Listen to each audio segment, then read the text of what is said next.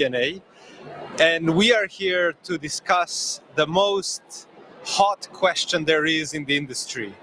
Now that you are no longer the president of City DNA, what will you do with all that spare time? Well, I am the immediate past president for the last couple of weeks, literally, because 2 weeks ago we had the General Assembly, and honestly, I don't have any more free time, at least not yet, and I'm not really talented to have a free time to start with. Since we are in the biggest show here, I have already new babies in the pipeline, so we're discussing quite a few new projects. However, I am going to have a really, really big and deep breath and think it through how to enjoy life, at least during the summertime, to tackle the hottest topic, because it's supposed to be hot summer. I think the summer is going to be hot in every sense of the word, but you've done an amazing job with City DNA. You've taken it from just, in 2018 in Ljubljana, you became the president, and then you went through a number of changes within the City DNA, but also you took it through COVID. Yeah. Looking back at this time, what would you say were the biggest challenges, and how do you look back and you say we did that really well? True. Well, actually, it was June 19, so it was just before COVID. So it was rocky roads. As association, we were even before witnessing trends that I knew that I will have to change. However, then we really need to restructure ourselves. What I'm particularly proud of is that we did a really inner change in our mindset, not only due to pandemic, but also the way how we operated. First of all, I will be, without false modesty, I will say that I'm really, really proud of myself and at the whole team for everything that I've done. I am the first female president in the 30th year of the whole history. Yeah. So it's a little late to the party gender-wise. However, in a sense irrelevant, but only in a very narrow sense, meaning that people with skills need to have positions, and I really, really strongly believe in that. But I'm really happy now that, the female approach kind of changed a lot of things. First of all, we started, like I said, with an inner change, how the boards... the branding too, no? Yeah, how the board actually approached the whole thing was much more involved. And through the inner need to change came also outside what others participated in and saw and changed. And not only branding, the whole approach to association, to the DMO association business was changed through this different mindset. And the biggest achievement is that not only the name of the organization changed from ECM, European Cities Marketing, and we are DMOs are so much more than marketing already for years. It was adopted, the name and the whole philosophy behind that we are actually managing our destinations through so many approaches. It was adopted so much that basically not even the membership is using ECM as a mistake. No, they adopted City DNA, City Destination. The whole name is City Destinations Alliance. It talks about we're urban tourism, we're cradle of development, and we are much more. We are European. Europe is in DNA of this association, but we're affecting also other continents through our vast knowledge. So there are so many nuances that we actually approached through that new branding, that it was adopted instantly. So from ECM is now really through membership and through our partners very adopted city DNA. No one makes a mistake. At the beginning, we had a joke that everyone who says ICM needs to chip in €5. So we would have quite a budget to have fun through it. Guess what? That would not be fun because stop making mistake really soon, you know. Petra, is it true? When I'm thinking about your role in association, it's quite similar to European Union, to running. I would say European Commission. How was this multicultural environment difficult for you to organize, manage, and so on? I don't have a clue actually, but I just have a. You know what? That's actually a really good question, because when I was thinking, people would ask me in the past 2 weeks a lot about what am I going to do with the free time and what was the biggest challenge. And actually that was the biggest challenge, not the biggest. I mean, we had a lot of achievements, and I'm really proud of the projects that we do, of the new strategy of generation of a new branding. However, the biggest challenge was to lead so many different people with such difficult backgrounds. Or in other words, we all know in theory that cultural differences exist. We know that. However, in practice, they really do exist. And we are so different one from another in Europe, already in one continent, let alone intercontinental. So in the board, there are 14 different people from all over Europe, from north, south, west, east, and not only different backgrounds, different experiences, but the most important thing, different values. So in all this complot, I would say, we needed to compromise all the time, and only one can lead. And in my case, it was 5 years I was leading the whole thing. So it was. Was it helpful that you have experience also with leading the tourist board of It Ljubljana? was helpful in a way, but on the other hand, also not, because when you are a DMO manager, you are the one who's inspiring the team, leading the team, explaining the bigger picture to the team. However, if you don't grasp to explain to the bigger team, you just actually ask them to do several things, because there are bigger things at the back. So we need to go this direction, you know. So I'm showing the direction as a DMO manager, and everyone does follow. And I'm really, really happy that I have a team on Ljubljana who actually understands the bigger picture, and we really do this path together. However, within association, it doesn't work like that. You really, really need to compromise in order you don't show people the way, you actually pave the path together. So here on this side, on DMO team, we're much quicker because, you know, we can move quicker. We have already paved this way. However, on the other side, there was no path yet. We needed to do it together.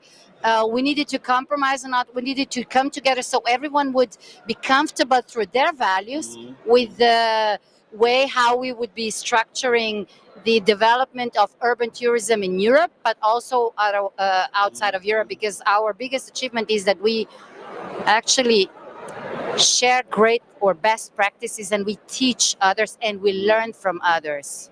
Not so much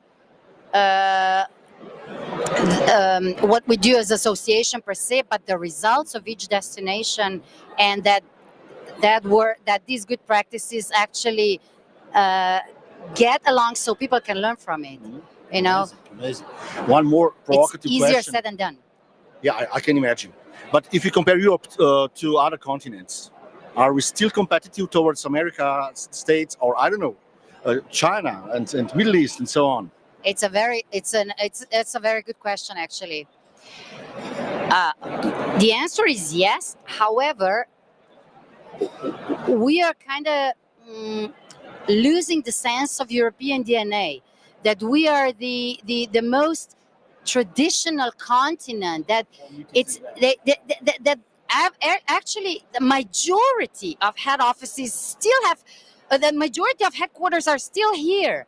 We are the cradle in Europe, but we are kind of afraid of, instead of embracing this as our DNA and learning from the Americans of, let's say, DEI, from the Asian continents, let's say, about new technology, how to embrace it. Instead of all these, mix and matching and embracing each other, we're competitive. Nothing wrong with competitiveness. But when you start to harm yourself through that fear, that's when it starts to get wrong. So that's why we have a little bit of crisis right now, in my sincere opinion. It's something that you said is actually very true. I heard this phrase of, America innovates, China copies, and Europe regulates. But in this case, I think even if we look at the ICA statistics, we see that Europe is very strong in the association market, right? And somehow we are not managing to build on that, but we are becoming more problematic for a lot of associations. I was just speaking with a gentleman who is not from Europe, but from Australia, and he's probably going to be moving the headquarters of the association to Singapore because they have extremely good taxation for international associations. Mm-hmm. And I don't see us talking on a European level or even on national levels to be more welcoming towards international associations. And that brings me towards something that happened end of April in Brussels. I know you were there. It was basically just before Barbara Jamieson took over as the new president. And that was the event talking to the European Commission about our industry and about the relevance of what we do. Yeah. Could you tell us more about that? Definitely. It's called EU Dialogue. And it was meant for policymakers to make them understand about the complexness of the meetings industry, about how we actually are very much into bloodline of so many different levels of people, lives in general. However, it ended up again in two things that I will be I will be blunt, open, and a little bit critical about it. One thing is, we kind of established that the industry itself has, for a while now, a bit of a identity crisis. To start with, are we meetings industry? Are we business events industry? Are we, God forbid, MICE? Which is, by the way, outside of this bubble, still the most known name for it. Are we part of tourism? Are we not part of tourism? Do we want to be related to tourism or not? And all of us know that this is an issue, and yet we kind of don't come to the common, let's say, definition that we would be all happy about. And that is, again, European. Mostly, it's a global question, but it starts here in Europe to start with. And the second thing, it was 1 month and a half before the elections, which was a great timing to start to politicians for the next for the next round. However, what happened was, of course, they were there to start with. They gave opening speeches, but then a lot of them they were gone. It shows a deep no understanding of the importance of the business, and that's where it also shows that how much work is still ahead of us in the field of advocacy. And again, we need to speak with one voice as an industry. We need to unify, and we need to be really, really persistent and patient. And otherwise, we're going to keep continuing talking in our bubble to ourselves. I'm sorry, but that's the case. I mean, listening to you now, I think perhaps it is an identity crisis in a way. Even we don't have the same taxonomy at the end of the day. We don't know how to communicate. And I think that there are certain things that are being done, to say we want to speak as one voice. But perhaps, and I got this from talking to James Latham yesterday. He said we shouldn't be speaking with one voice. It should be a million voices, but with the same message. And I think we first have to figure out what the message is. And one thing that I think we've noticed as what we are doing in Ljubljana and together with you, Gorazd, the Politicians Forum that we've done this year, I think we've seen the same pattern. They come in, but they then don't listen. So how do we get the politicians to listen to us more? That's a very complex question and a very good one. However, it's the same as every other thing when you talk to a human being. You really need to understand or go deeper into their shoes and walk in their shoes, and that's when they start to that's when you find one field that they can relate to, and then they and start talking to them through that. That's when the whole thing is going to start moving forward. However, to find that first step, that's the most important thing, and we haven't done this yet, and that's one thing. And the second thing is we're very mature here. We very self-confident. We know what we're talking about, so it's kind of really difficult to go many levels down to start talk with the basics again, and be very patient to say 2 million times the same things, 2 million voices, the same thing. So for the 2 millionth and the first time, they will actually hear us. So it's the vision, clear message, patience, and the same message over and over and over again. But it needs to be very simplified. That's where we failed so far, Well, in my honest absolutely opinion. agree. Like we say that Ljubljana is the most beautiful city in the world, and we know and we believe in that. It's exactly the same. And we are not repeating the question, is it true that this is also because we do not have statistical data and we do not know how to measure the industry. This year, actually, there is quite a lot of new research here presented at IMEX. Today, we will talk about Poland statistical reports. There is, of course, there are some others, like Prague statistical report. This is maybe missing also in many countries. Some kind of, unified statistical report, which will bring us the data we all need, actually. So, yeah. Well, actually, that's one thing that European Union covered in the recent past with this data system that two consortia set up, and now both consortia are coming together. So it would be an open source for statistical data. And in my personal opinion, actually, we're not missing statistics in general. Mm-hmm. What we do miss is the understanding how to use them, the knowledge for how to use them, the interpretation, the knowledge for the interpretation, the knowledge to benchmark it. That's what is actually this massive amount of data that a lot of destinations, for example, are collecting. How to actually put them in on the same or on a similar basis, so you could benchmark and draw the information out of it. But the fact is, what you don't measure, you don't understand, and what you don't understand, you cannot manage. However, when we come to the question, for example, of the legacy of the destination, what we were talking about it, how do you measure that? So this is beyond now, I would say, really beyond certain metrics we are using on a daily basis. Yeah. It's true, but however, we just need to accept that some things are beyond metrics, but we can talk about, for example, the sentiment among the stakeholders, among the residents. That tells also a lot. So we do have tools already. We just, in brackets, need to gain this knowledge how to actually use them for the good of all of us. It sounds a little bit philosophical, but it's really not. No, I agree. Yeah. Petra, we are coming to the end of the discussion, but we always have some personal questions for our guests. So now we will have more time. What is your number one hobby?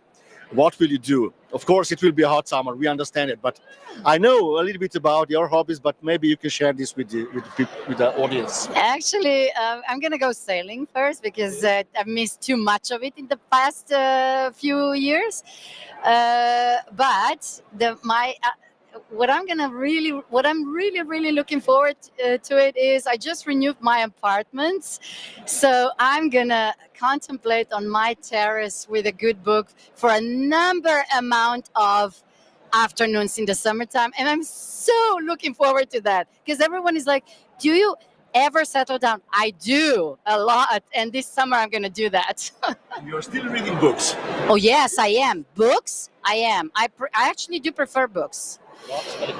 Not electronic versions, but I did not. But only that's there is a but.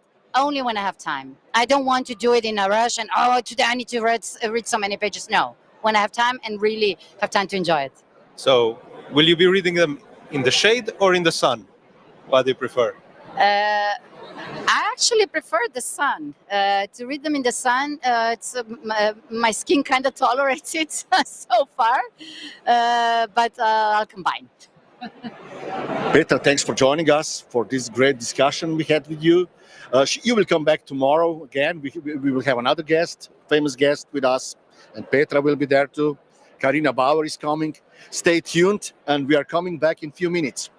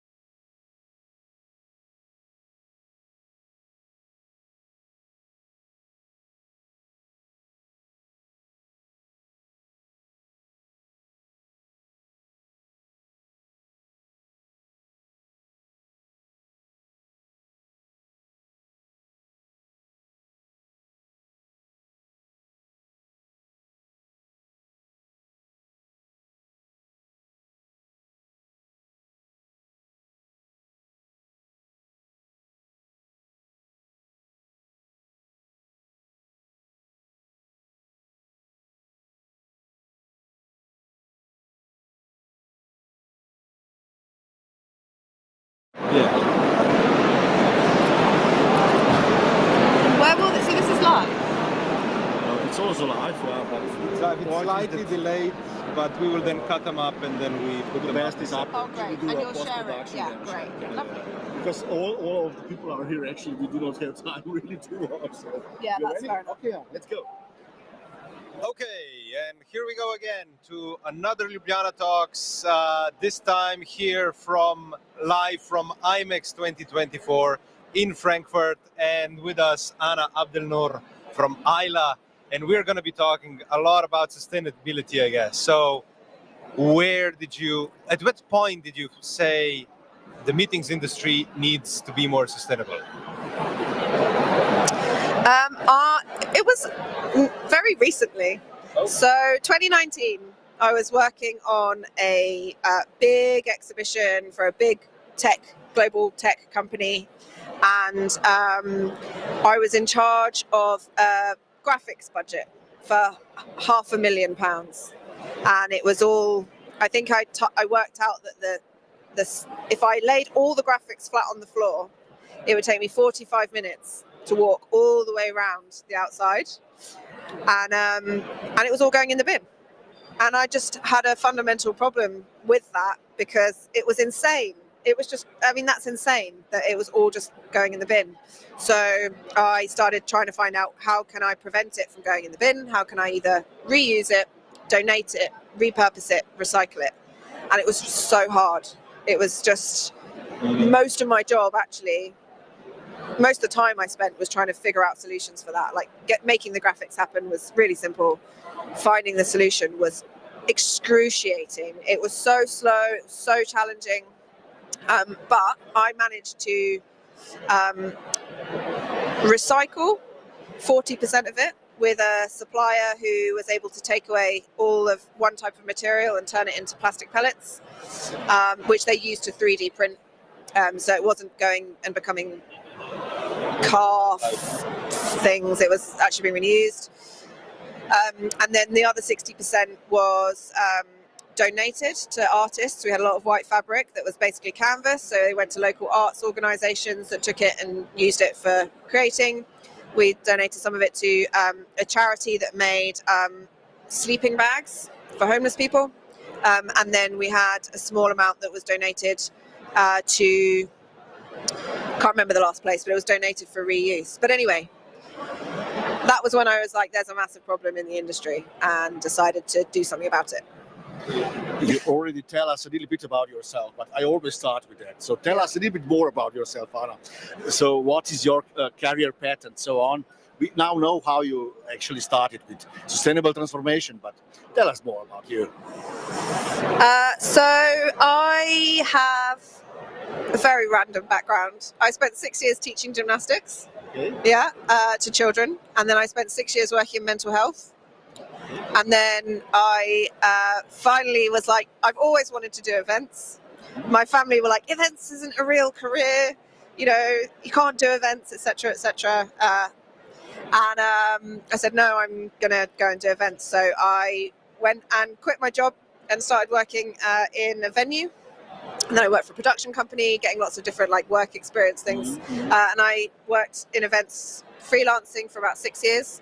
And then I set up Isla. So I'm 4 years into Isla, so I've got another 2 years left. So Isla came to life because of your passion, because of your idea, because you are a believer. But what would you say to somebody who is coming to this trade show here actually, and who do not believe that climate change is happening, that this is a normal, natural cycle, that nothing is happening in the world? What will be your answer to such a person? I probably wouldn't try and convince them otherwise. Don't knock on a closed door.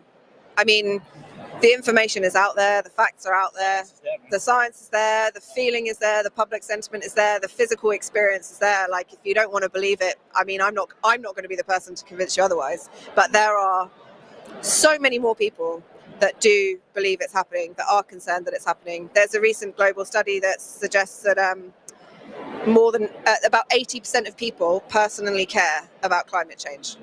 That's so basically everybody. So for every person that wants to deny it or not act upon it, they're not my audience. They shouldn't be anybody's audience. They will fall behind.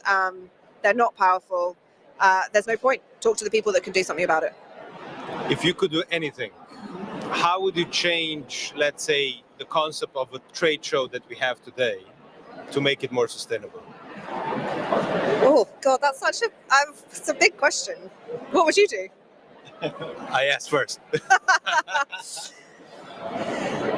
What would I do? It's very hard to say what I would do. And this is one of the things that we try and work on at Isla, is that we don't really know the full impacts of a trade show. We don't really know the areas of an exhibition that A, have the most impact on climate and environment, and B, have the most that are most prevalent at an industry event. So we know that flying is bad, yes. We know that an exhibition like IMEX flies in tens of thousands of people from all over the world. Yes, there is a carbon footprint there. There are also other impacts like carpet, materials, lighting, energy, catering. There is the event transportation. There is so many different areas and so many different impacts that to say, oh, this is what I would do would be just pulling something out of the air just because. We don't have the data yet, you know. IMEX is doing an incredible job at measuring the carbon footprint of the exhibition, but they don't have all the data, you know. So they know that attendee travel is a huge area of impact, but what about everything else? And so I think for me, what I would change is to start getting visibility over the meetings and events industry's actual environmental carbon climate impact. And we're doing that at the moment. So we've built Trace, which is the measurement platform, carbon measurement platform, and Trace gives us that kind of data.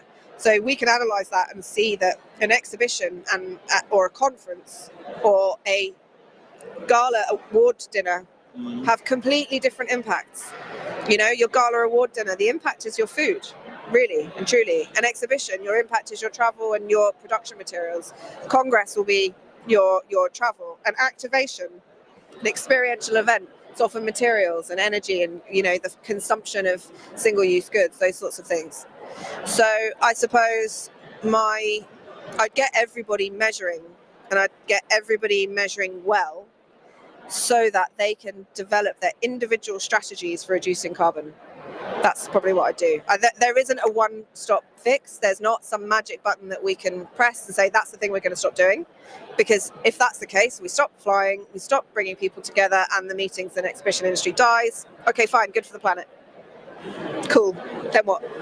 You know, it doesn't really solve the problem. We just talked before that, Jan, you said that America innovates, China copy, and Europe regulates. No? So now we have... He got that from LinkedIn. Yeah, of course, yeah. I don't know where... No, from Microsoft. Yeah, exactly. But in reality now, the ASRS standard is changing the European, I would say, model of measuring the carbon footprint. It's quite serious story. 50,000 companies are obliged to measure. So do we really need to force companies to report properly? Is it in this human nature that we need to force somebody, like, I don't know, So there's been a 155% increase in ESG regulations over the last decade, so massive amount. Of around I think there's been 3,000 companies polled globally. This is from, I think it's World Impact Matter data. I can't quite remember the organization, but 3,000 companies across 65 countries. Only 60% of them are aligned with reporting standards at the moment. And the data has been shown that less than half of the reporting is actually useful for decision making. So the regulation is about creating consistency. It's about creating a framework and a groundwork. And so, you know, what I think people don't realize is that with something like CSRD, which is massive, like it's massive, and it's really, I mean, for regulation, I think it's pretty exciting, but is that it's not just EU companies, it's non-EU subsidiaries, and it's bigger organizations. Anyone basically, pretty much anyone trading in the EU, you know, of any significance is impacted by this. But it's also their supply chain. And I think that's the thing that's missing for SMEs. I think that's what's missing for a lot of businesses, as whilst they do not need to report at CSRD level, not for probably 5, 6, 7, 8 years, even though some SMEs are impacted, they have to supply data. They are going to have to supply data to those big brands, those big clients that are impacted. And that, I think, is something that is really important for people to understand, is that small companies aren't covered by the regulation, but they still need to do it if they want business. So yeah, we do still have to convince people to do it. If the big companies will insist that they need to do it, then they will do it. But the biggest problem is definitely free scope emissions. Scope 3, yeah. So how do you touch this problem actually with Isla? What are you doing? How do you provide actually help to suppliers and those who needs to measure? Yeah. Because I know that this is a big issue. Yeah, so Isla has got a few different avenues in terms of providing support and assistance to people on their sustainability journey. One of those is our association arm, where we bring together network, community, best practice, resources, show case studies, show and tell, those sorts of things, where we can connect people up to learn from each other and to learn best practice. We then deliver a lot of education content, but I think particularly with regards to Scope 3, we have Trace, which is the definitive carbon measurement platform for events. So it was recently independently reviewed actually and came up top, best carbon measurement platform. For a variety of different factors, including ease of use and kind of ability to engage your supply chain and full event measurement. That platform, we've developed a carbon measurement methodology for events. It covers pretty much every aspect of your event that is contributing emissions. So it looks at your energy from your venue, it looks at temporary energy, accommodation, event transport, staff travel, staff food, staff accommodation, delegate travel, food, accommodation, production materials, graphics. It's looking at your entire impact, and that is all Scope 3 pretty much. I mean, there's some Scope 1 and 2. So it's built to capture your Scope 3 because an event is mostly Scope 3. And we've done it in terms of making it easier. We've basically created the collaboration functionality. So you invite your supply chain to supply data. So this isn't about you as an organizer individually contributing data. It's about saying, here you go, suppliers and my value chain and the partners that I work with, please provide this information. They get a nil invite, they go into the platform, they put their data in, they share it, and there it is. And it makes it so much easier to collect that data. Yeah, of course they are. Yeah, I mean, the client's asking. 2, they understand the value of it. 3, they get the data and insights. But beyond the supply chain, actually, the data can be. That's the supplier feature. We have a connections feature, which means you can share data to your client. So, for example, if you were measuring your impact here today, you could send that to IMEX if that connection was set up, and therefore means that IMEX, you're doing your bit, IMEX is doing their bit. The idea of it is that you share data because we don't want to be duplicating necessarily. We want to make this easy and really get that visibility, and that's how we get that Scope 3 footprint. I think that's a very good point. And we are talking now about sustainability and about measurement and about creating that sustainable environment. But I think there's another topic to that, and that is regeneration. So where does sustainability kind of flow into regeneration? How do you perceive regeneration, and what are you doing about it? So we have at Isla we have 3 horizons. So our first horizon is decarbonisation, our second horizon is regeneration, and our third horizon is funding. So in terms of where we are working, I mean, Isla is 4 years old this year, so we're still a very new organisation. Thank you. But we're still very young. But we have a 10-year strategy to take us to 2035. And so, that first horizon we're focusing on at the moment, which is about giving the industry the tools, the resources, the network and the education that they need to start making change. And Trace is a big part of that, and that really supports that decarbonisation information, the decarbonisation strategy at industry level that we need to work on. In terms of regeneration, that's our second horizon, and we're just starting to develop our strategy now. How do we measure biodiversity as an event industry? How do we think about our biodiversity impacts, and how do we therefore create an approach to addressing regeneration meaningfully?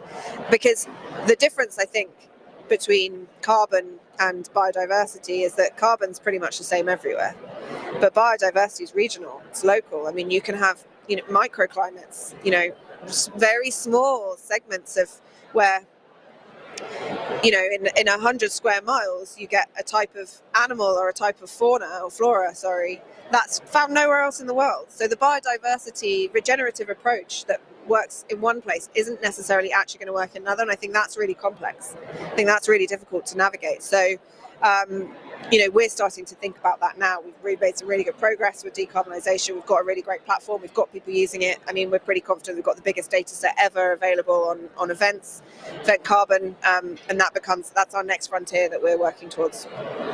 Anna, looking around and reading the PR messages from the organizers, we are obsessed with growth. All the PRs are about growth. We had more participants, more events, blah, blah, blah. Did we learn something during the Corona crisis? Because the Corona crisis gave us, I would say, a red light, that we need to stop a little bit and maybe rethink certain things. But we are back as it was before. And again, obsessed with growth. But there is a concept of degrowth, which is maybe even better. But I cannot feel it here, actually. What is your comment on that?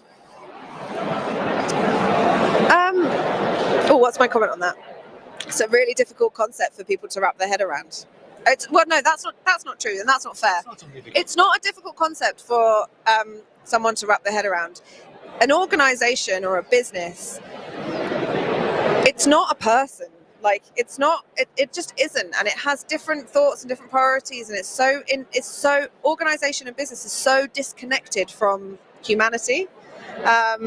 So at an individual level, we all understand degrowth. We all understand, on a personal level, I would rather have a good quality of life where I have time to spend it with people I like, relaxing, eating good food, than to make more money. And I think for most people, that's the case. You want enough, you need enough.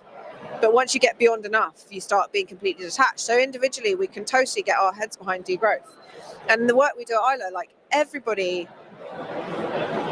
engaged in it gets it, and they want it, they get it. But you suddenly start moving into business and into organization, enterprise, and it's just, the priorities are different. The priorities are profit.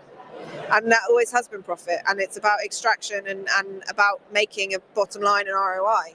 And so you've suddenly got all these people who personally can understand it and conceptualize it, disconnected from that because the business ambition is growth.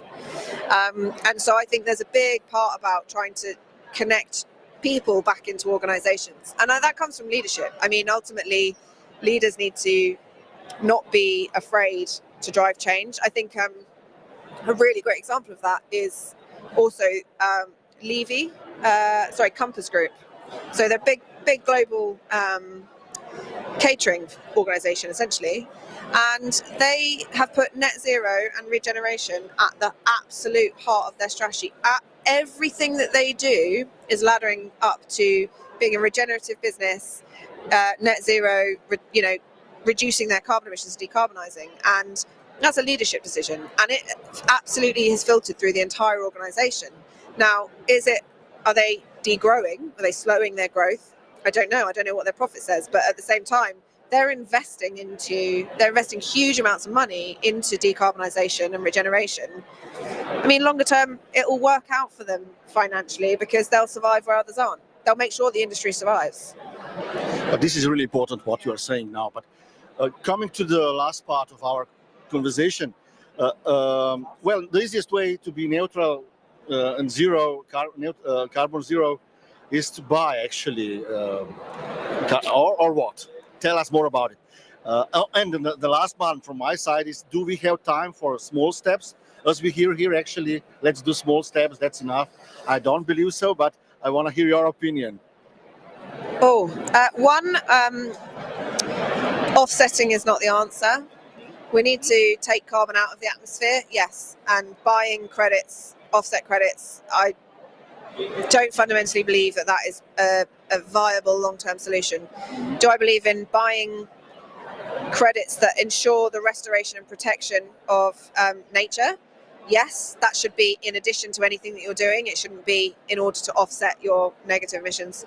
Removal is a nascent industry. I mean, there is no dispute that we need to be drawing carbon down from the atmosphere. We absolutely need to be doing that. Therefore, removals are the solution for that. Because we also have to do that and decarbonize. So that's just my 2 cents on that. And your other question was about, can't remember now. No, actually, I want to ask about greenwashing, because what you're doing... No, hang on a minute. That's another question. Go on. No, I'm teasing. Go on. No, what you're doing, you're advocating really nice and honest transformation of the industry. This is what I believe you are doing, and that's great. But still, we have a lot of greenwashing around. So it's all over, actually, in our industry. How can we fight against that? Well, one, there's a lot of change coming in, a lot of regulation around how you communicate your credentials. I genuinely do not believe that most greenwashing is on purpose. Doesn't mean it's not greenwashing, but I don't think there are very few organizations, particularly in the events industry, that are actively greenwashing. They just don't know any better, don't know how to talk about it. Sustainability, environmentalism, practical activism within organizations, communicating about your sustainability credentials, taking action to decarbonize, to regenerate, to protect nature and biodiversity. That's an entire learning stream on top of organizing an event. I don't think it's fair to expect event professionals to know all of this stuff. It's not fair. They greenwash by accident because they do not know any better. That doesn't mean it's an excuse, but I think we have to be also very open about the fact that it's hard to learn a lot of these things. There's a lot of conflicting information. There's a lot of different messaging. Go on, Jan. Jan doesn't agree. I'm laughing because I see Gorazd is so passionate about this topic. I just have time for small steps. Can I just tell you about small steps? Do we have time for small steps? This is what I heard. The mountain is climbed one step at a time. So, I don't think we can rush ahead.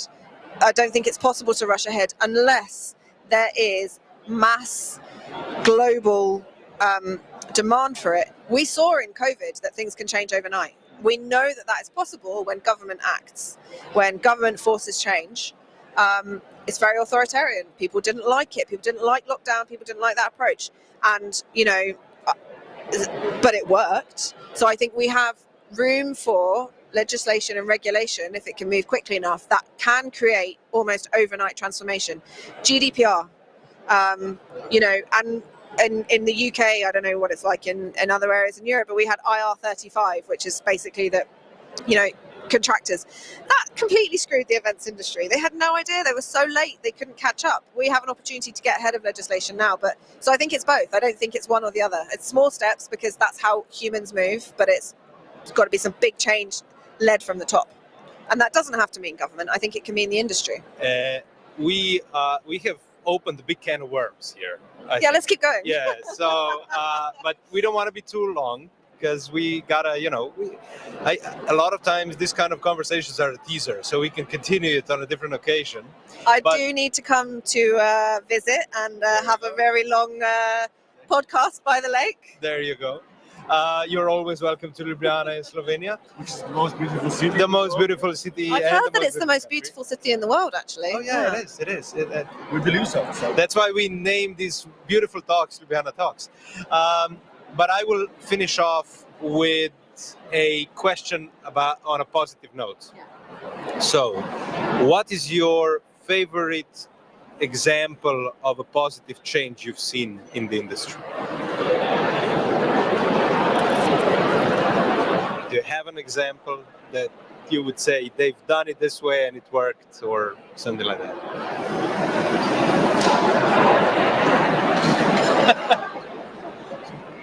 Long pause. I think genuinely that the positive change is not at an individual level. I think there are a lot of individual organizations. I can sit here and say, I think this company's doing a great thing, this company's doing a great thing, and it'd be lots of individual actions. This is very much, the positive change is that this is so much on the agenda. Everybody can have a conversation about sustainability. Not everybody can have a good conversation about sustainability. Everybody knows the word. Everybody understands carbon in terms of there's a problem with carbon. And I think the positive is that as a sector, we are moving forward with the dialogue. The conversations that we're having today are very different from the conversations we were having 2 years ago, 4 years ago, 6 years ago. They're still too slow from my perspective. They're still too far behind, but you're talking about bringing millions of people, one step forward. And so when we talk about small steps, a small step made by 1 million people is a massive step. And so I think that's the positive, is that sometimes I struggle to keep up with the questions. I mean, sorry, but 4 years ago, there's no way that this kind of conversation would be being had on a podcast. That's true. So I think that's the example of progress, is that we have moved forward, but you don't see that until you can turn around and look behind. Very good point. We usually finish, Anna, with simple questions. Train or car? What was that? Train or car? Well, We I just came here by can- train. I came by train from London. We got delayed in Brussels for 2 hours, so we had several beers in Brussels. Yeah, it was great. Lots of beer in Brussels and tiny wine on the train. Sea or mountain? Lake at the top of a mountain. Very good. And the last book you read, actually, what was the last book? The last book I read was The Ministry for the Future, which I highly recommend. I think you'd find very interesting. It was Barack Obama's favorite book of the year in 2020 something. And it's all about imagining that there is a government, a UN government organization whose job is to represent the citizens from the future. And so they represent them today in the face of climate, and just talks about, the challenges that we face globally and how they might be addressed. Amazing. Thanks. Thanks, Anna, for being our guest. Stay tuned and see you soon. We go on at 2 o'clock with another set of amazing guests at the Ljubljana Talks podcast. Thank you.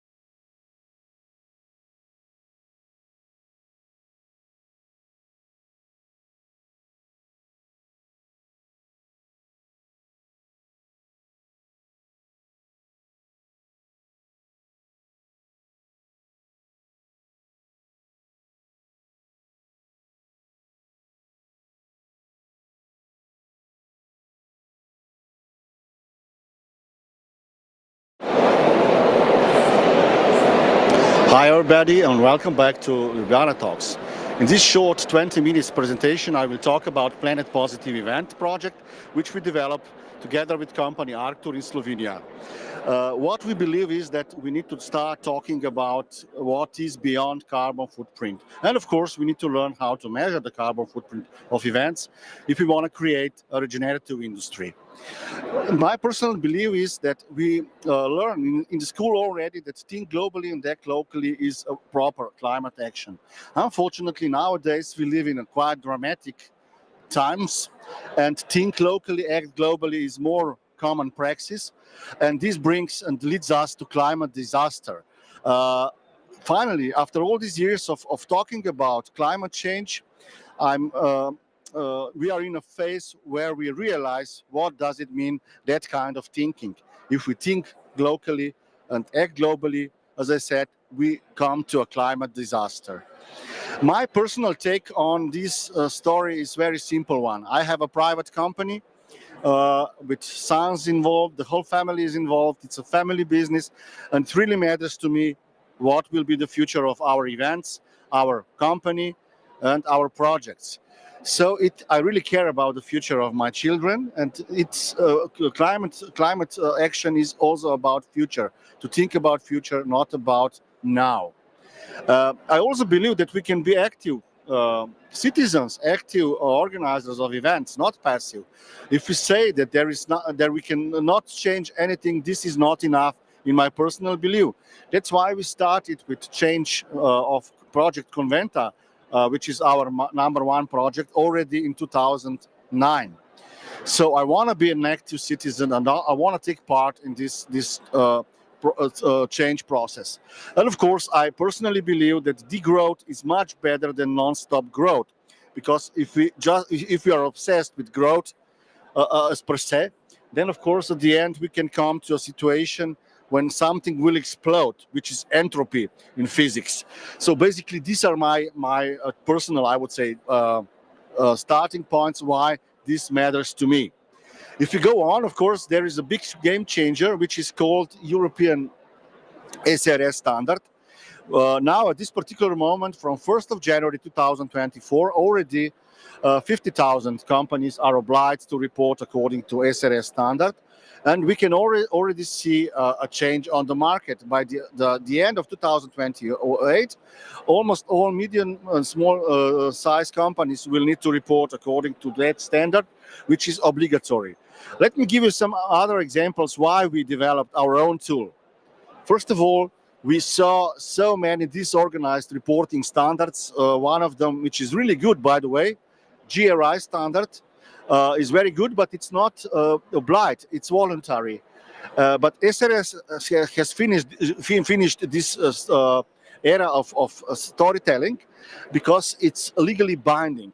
And we can already see this in many European companies. In Slovenia, for example, we work with our tool, we support with our tool the major Slovenian bank, the major Slovenian insurance company, and the major Slovenian telecommunication company, which says a lot. After we launched the event and project in March, we already have a lot of clients. The other problem before was that there was quite a lot of imprecise footprint calculators which are not good enough for serious companies. The biggest problem is how to measure the GHG scope-free emissions, where the majority of emissions at our production comes. It is about mobility, communication, production of events, and many more. And there was quite difficult to measure this. And with our tool, we also put together in order all the emission factors to measure it. And we can say that this tool we developed has a high accuracy of collected data because we really take care about it. Then another thing is time-consuming data collection. That was another big gap on the market. If you want to measure the carbon footprint, you need to give instructions, proper instructions to your clients, to your suppliers, of course, not clients, how to collect the data. And we create 9 carbon footprint forms, and with the help of them, it's really easy peasy to collect the data. And when you actually learn and through the process some new things. We have a big database of knowledge where you can find out more how to actually measure this efficiently. Also, incomplete knowledge database was a big problem for us. Mainly, the basic things are covered, like mobility and some other obvious things, hotel accommodation, catering, and so on. But the field of measuring the carbon footprint of communication, for example, or advertising, is not covered at all. So we created 335 tips for sustainable event organization, 200 recommendations for how to measure the carbon footprint. We created tons of educational videos and materials, and we have 16 evaluation matrices with which the clients are really happy because they are in line with SRS standard. Also, poor visualization of results was a big problem and challenge. And now with our automatically generated report, you can get results by just one click on the button. And of course, what is really important according to SRS standard, there was no expert external evaluation, which is now included in our system. So we have a group of the best experts in Slovenia and Europe to evaluate the carbon footprint and the assessment of the event itself. And at the end, this gives credibility to the final assessment and final mark we are giving at the end of the process. So, yeah, what is, I would say, cherry on the top of it is that we also measure so-called regenerative effects. This is the field where we spent tons of hours in discussing about it, but we did it. For example, I will give you the most simple example. If we open such an event as IMEX to students and give them free access, that is a certain value, and this is regenerative effect, and so on and so on. I could talk for hours about that, but basically our SDG and ESG metrics is unique in the world, and we are really proud on that. So, Carum Rarum means that what is rare is precious. So basically we have all-in-one platform, and we created a holistic solution for measuring carbon footprint. We are totally in line with SRS standards.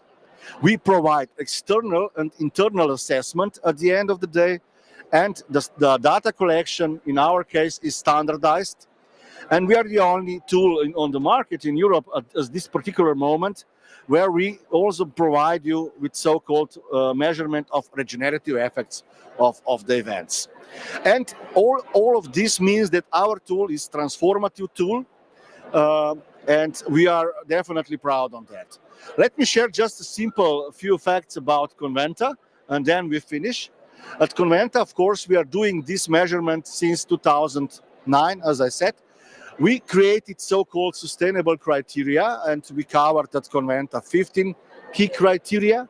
And we have sustainable measures, which is a well-known model of 7R, Conventa 7R, which means in practice, rethink, reduce, reuse, recycle, refuse, recreate, and regenerate. And we experimented with that model for a long time, and we also received the title the most sustainable event by BIA in 2021. But it's not just about that. We learn at the beginning of Conventa how to measure direct expenditure and indirect expenditure of our project. But during the process, we also learn how to measure multiplicative effects and regenerative effects of our event. So this is our holistic approach to the organization of our event. And it's really important that you understand also that dimension of it. So when you start the process, you go into the system, you select the event type, then you access the online app where you have all the information, you choose the criteria you will work on, and then you have time to learn and to educate yourself about sustainable transformation of your event. Then, of course, you need to prepare your suppliers for carbon footprint calculation. And when you get the results, you make a sustainable rating. On the top of it, there is a process of external evaluation where external evaluator evaluates all the data so that this is also according to ISO standard. And the last phase is, of course, making the final report and creating certificate. So step N is green pledge and green action plan. Step 2 is checking criteria and preparing for sustainable event organization. Step 3 is measuring Conventa's carbon footprint. Step 4 is calculating Conventa's sustainable rating. And step 5, external assessment. Here is also the list of Slovenian top assessors who are actually, as I said, the guarantee that this process is well done and credible. And of course, at the end, usually there is additional assessment. And of course, the generation of the final report is the final phase of doing this whole process, of going through this whole process. The result is the clear measurement of carbon footprint of Conventa. Here are the results of Conventa. Since we are running quickly through the presentation, I will not go into details, but as you can see here, the carbon footprint was 116 tons for the event we organized in 2024. But there is another look on the emissions. So we also have a list about the tons of emissions for scope 1, scope 2, and scope 3. And at the end, of course, we generate also the final assessment, where you get 2, 3, or 1 stars for your assessment. And this is really easy, smart, and good, I would say, solution for sustainable event transformation. What does it mean, actually? When we calculate the carbon footprint, it was approximately 6,700 euros, this 116 tons of carbon footprint. So this is a transformative tool, easy to use, and I encourage you to start measuring your carbon footprint as soon as possible. Thank you for listening, and stay tuned to the next session of Ljubljana Talks, which will start in a few moments.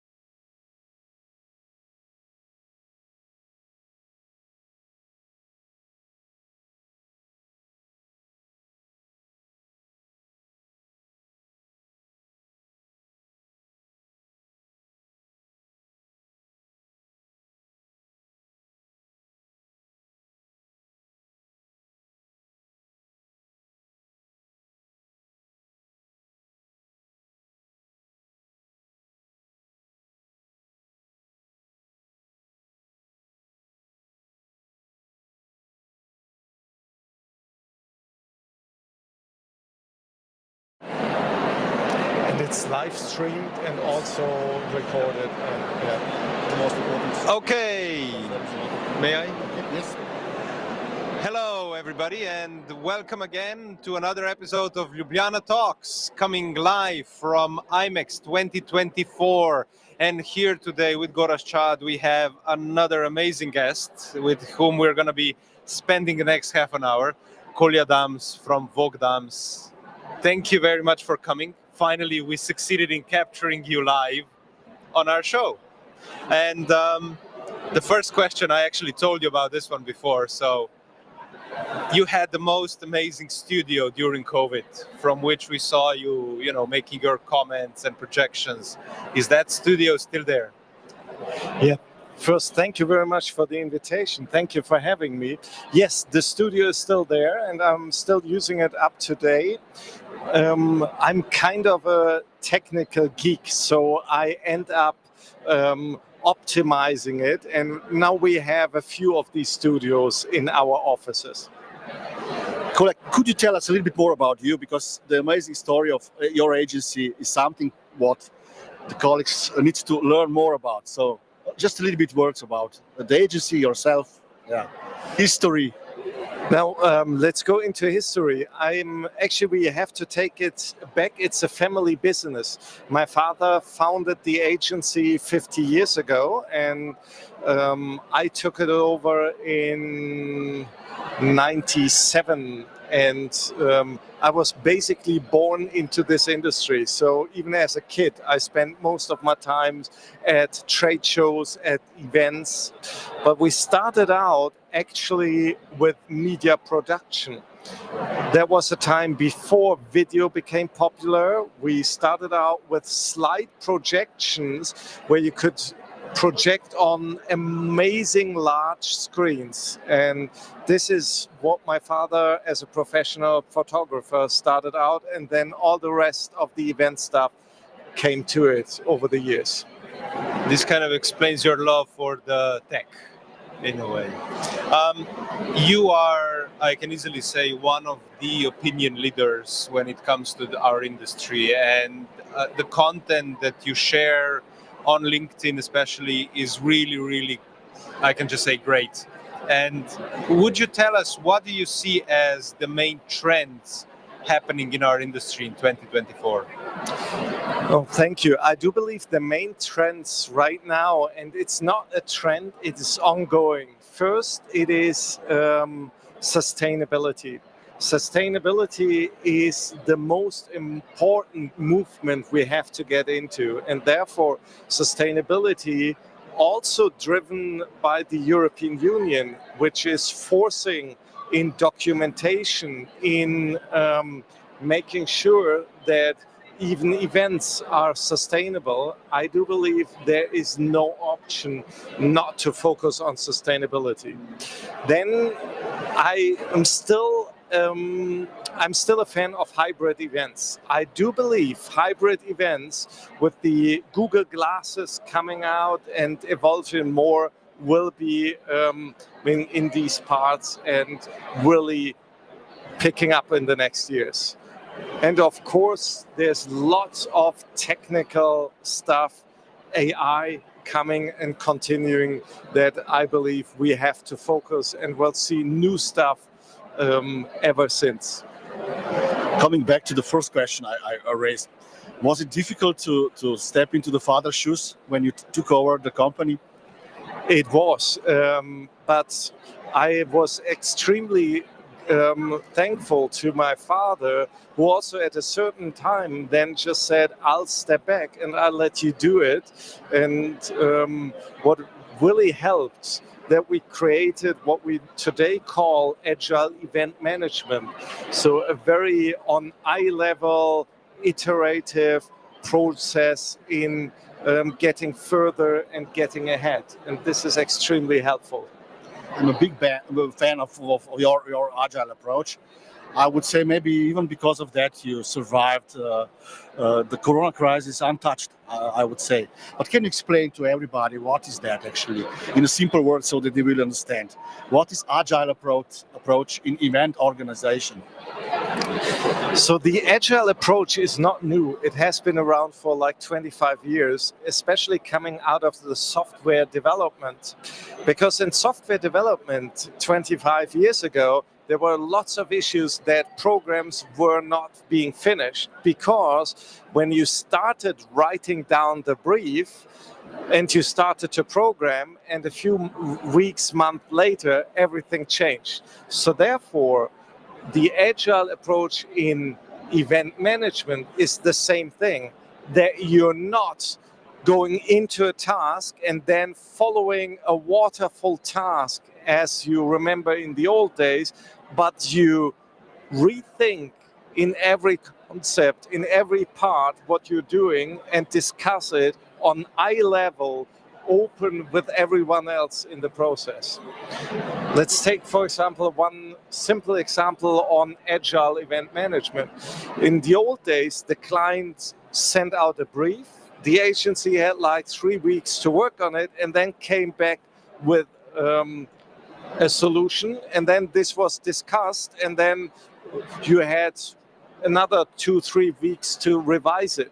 Today, when you have an agile approach and the client says, let's go to Frankfurt, and we're going to Frankfurt, but the set date in Frankfurt has an issue because there's a big trade show coming on and everything is super expensive, we would stop right there and discuss with the client, of course, we can now look further into Frankfurt, but were you aware? Let's discuss how we do about this, or let's take a different destination instead of spending lots of time into something that goes into the trash afterwards. So does believing in an agile approach, does that actually affect your company culture and actually the organization? It does, because it doesn't, in the old days, there was one management person picking out the tasks and giving them to people and then overseeing the fulfillment of the task. Now, in the agile approach, it's the other way around. Everything that comes in, like also RFPs, go into a funnel, and then everyone can pick and choose what they want to work on, and in these parts. Of course, it's a learning process, and it is a process that we also still have to get better and better at, but it's a huge difference also in culture if someone tells you to do something or you picked it yourself. It's a very big break to the typical top-down kind of management system. And how many employees are now with Vok Dams? It's different. I can honestly don't even answer this question. In Germany, we're probably 150 worldwide. I don't know at present, but especially markets like China are picking up very much because we are one of the few Western agencies left in China. So with offices in Beijing, Shanghai, and Hong Kong, we're having very much fun with exciting projects. I think that's a beautiful word to choose.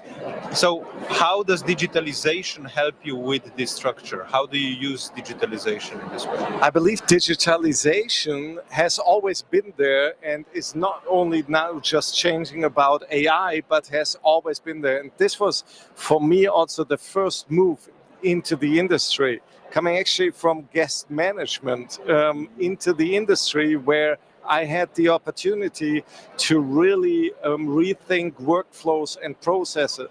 So I believe without technical support in event tech, but also moving it on the next level to marketing technologies is absolutely key right now.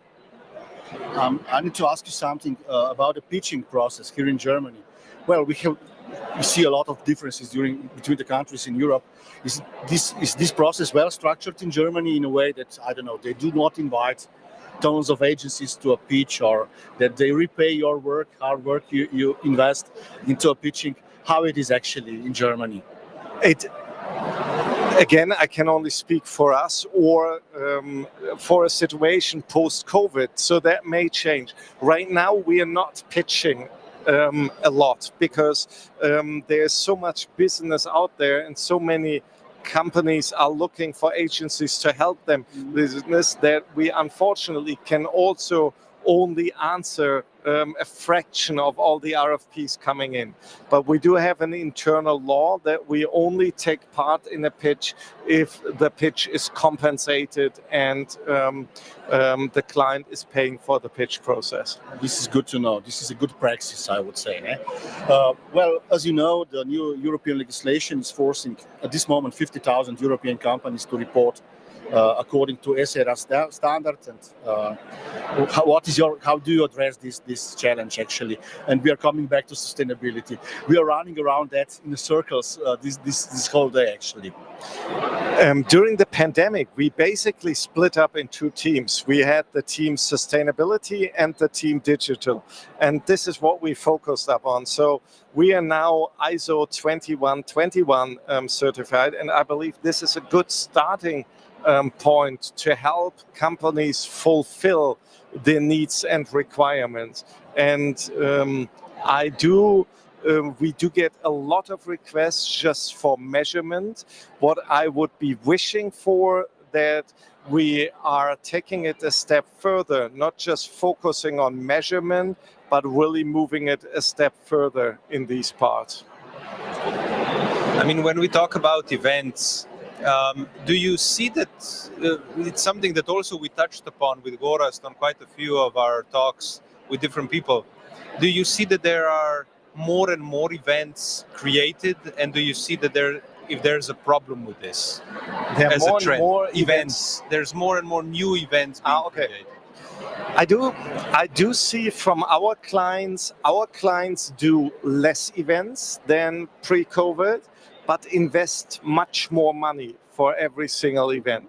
So we do also sometimes for our clients question their guests or their potential guests. So how many business events will you be visiting in 2025? And the number is down. So when like trade shows, conferences, people said, I'm gonna visit 2 to 3 when it was 5 to 7 pre-COVID. Therefore, it's more important for you to really focus on the event that you as a brand are inviting to, that people are coming to you. So we see rising budgets for events, but less events than in the past. If you check readers, if you check the portfolio of Vok Dams on the website, you will see amazing creative works there, So you are definitely part of creative leg of the industry. But we have also logistical part. Is there a kind of symbiosis between logistical and creative part, or there is a war going on? And yeah, another question is it true that if we meet, we change the world, as the MPI was saying a long time ago, actually? Yeah, we do. I believe also talking of AI will drive to more live events, because you cannot fake events. And what we're doing right now, speaking in person, broadcasted, but speaking in person has an enormous value. And the more digital we get, the higher this value is. And therefore, I do believe in the future, this comes together. And creativity, technology, logistics have to go hand in hand, and underlying is the key objective of the event and sustainability, because therefore it makes sense if you rethink stuff from the beginning. It's extremely helpful also on your overall CO2 footprint. It's a very interesting concept of what you said, and I think we all agree that we want to spend our time more efficiently, not just spend it. We became more aware of the value of time perhaps after COVID. So I completely agree with you that we would be more picky which event we would be attending and which not. There's another trend that we are noticing, especially in Europe, and that is that companies are basically saying to their employees, you should only travel once or twice, or, there's a limited carbon budget that they are given. Do you see this with your clients as well? We do. So therefore, when someone is investing the money to travel to an event, the event better be good. And good does not necessarily mean high budget, but what we see is one of the hardest things for our clients and the agencies is give the attendees time to really have these serendipity moments where you meet other people and take something out of a conversation we just had. For example, we just talked about someone from France living Ljubljana and coming back after years, seeing the development. That's something that will resonate with me and is something that is transforming myself. And I believe this is all, it's not just about experience. So we're moving into a transformation experience here. So to achieve transformation, I imagine there would be on a corporate level certain KPIs. Do you see that there are KPIs being put down as a part from the side of the client saying these are the KPIs our employees have to chase at that event? What would those be? I believe this is a question I cannot answer, but we believe in data-driven event management, and every event has to start with a simple question. The question is, what are the attendees supposed to be doing after the event? So what are they supposed to be doing? What are they supposed to be doing differently? And this is the most important question to ask. And then after you ask this question, you have to follow up with another question. Why aren't they doing it now without the event? To really double check, can the event move into this change of decision? And then you break it down into KPIs. And I believe this is where the KPIs are coming from. A KPI that everyone has to talk to everyone, or everyone has to watch a screen at least 45 seconds is not a KPI. And in a lot of cases, honestly, we're right now measuring atmosphere level. How was the food? How was the transportation? How were waiting time? Yeah, but they have zero relevance. They do have some relevance on creating a bottom line, but they don't have the relevance on the classical ROI. Coming back to more, I would say, hardcore things. When you are choosing your destination, what is your number one criteria? How can destination convince you to bring, for example, one automotive event to the place? Yeah, talking of destination, we came up with an AI tool calculating the CO2 footprint for everyone attending. And I do know, I've had discussions about it's difficult for destinations that are not in centers. And a destination like Frankfurt wins a lot of times because they have very direct flights and CO2 friendly train rides here. But then a lot of clients say, okay, but we've been to Frankfurt a few times, let's do something else. But the first step we're taking is calculating on CO2 emissions and travel times, what would be the ideal destination to do the event. I will just say bravo, you are the first one doing that, and this is where the change will start for sure. I mean, this is super important. We can talk for hours about sustainability, but this is a true actually added value when you do this in that way. So when you have a decision process in making in your agency, who has the final word about the creative part of the design of the project? Is it you or your colleagues? How it works? We talked about agile approach, of course. This is a provocation, of course. Yeah. Absolutely. No, the team decides. So no one is going to ask me. So this is the agile approach, yes. But when looking at creativity, how do you perceive creativity and how do you measure which of, let's say, ideas you will actually pitch at the end of the day? What would be your criteria in a way of saying this is what also kind of represents Vok Dams and it would be, let's say, our signature thing or something like that? We again, our internal philosophy or our reason why is we call it creating better results. So creation coming first, but always with an ongoing process to the result. So we first think about what is the result the client wants to achieve and how can we create to achieve this result. And this is where we are challenging ourselves. Is this really creating better results, what we are delivering to our clients? So we are coming slowly to the end of our discussion. It was really interesting, but my almost final question is, can art generated by AI replace the best of human art, events, music, if you want so? The easy answer is no. My father started out as a professional photographer.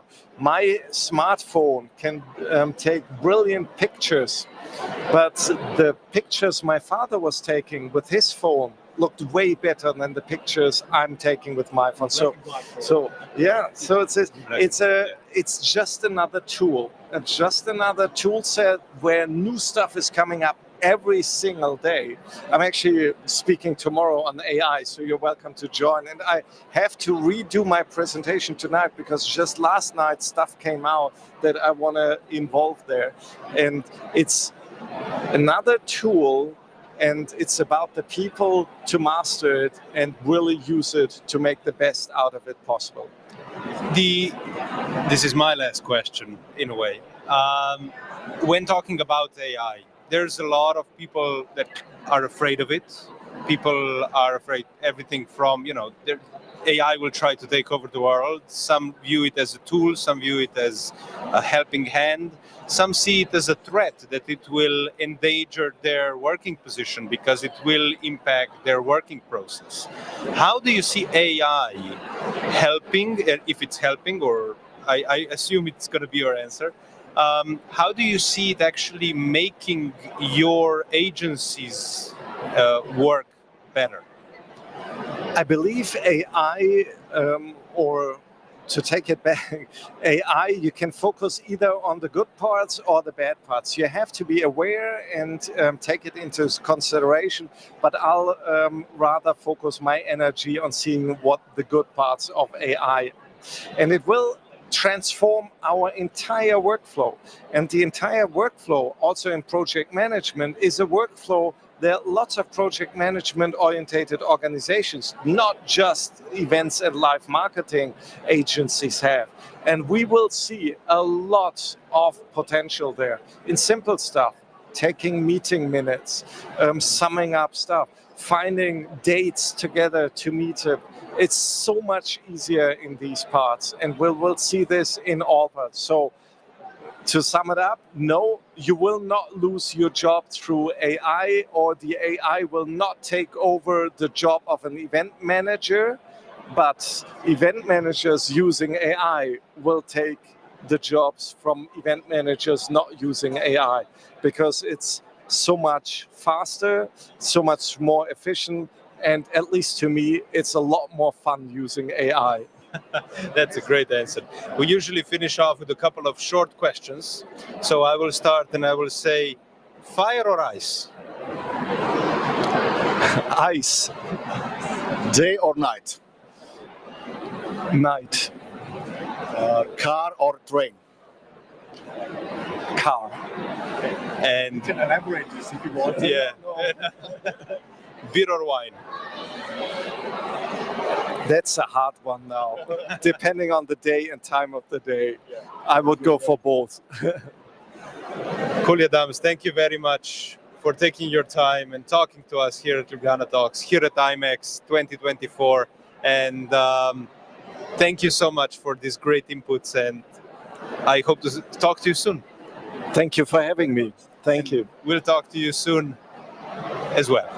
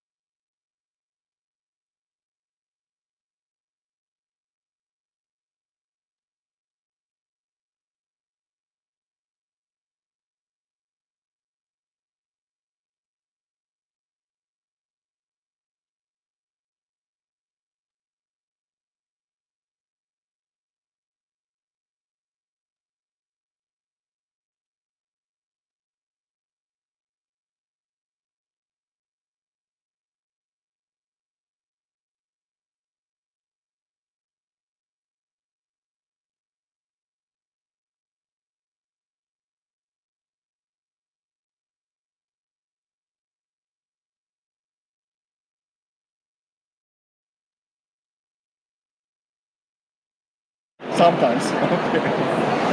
Hello, everybody, and welcome to another session of Ljubljana Talks. And as you know, here from IMEX 2024, we are coming live. And with Gorazd, we have another great talk ahead of us with Stephanie Dubois from SAP. And we are very excited to have you because you are connected to the industry in so many ways. And the first question we will have for you is, how come what turns did you make and what decisions did you make that you ended up in the meetings industry? Oh, well, first of all, thank you for having me. It was a long way and a long way around. If I look back, the very, very first time I organized an event, I was 13. And I got sponsorships. My parents paid for the sound. And I had people buy their tickets to come into the best party of the year. So I just didn't know at the time that this was actually a job. So I didn't pursue it as a career. I came into SAP in 2007 through a small door. I was an executive assistant for a European team, and one thing led to another. 5 years later, I joined, a little more than 5 years, 7 years later, I joined the events team, and I've been there for 10 years now, and enjoying almost every day of it. Since we want to impress younger generation to join our industry, I want to dig a little bit deeper. What is actually your background so that they will know? So I studied languages applied to business, English and Spanish, with some marketing and some business law and geopolitics, just a very, very generic background.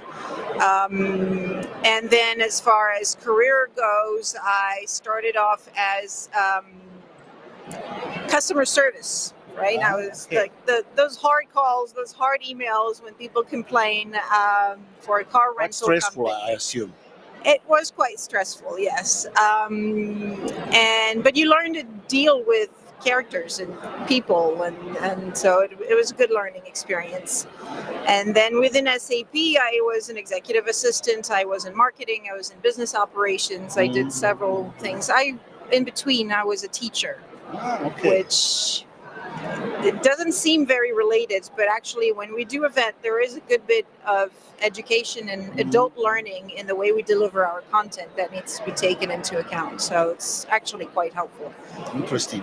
And how big is your team now? You lead quite a big team, I suppose. Right now, my team is 25 people directly reporting to me. It's all of the event managers and operations leads, so the people that make it happen, literally.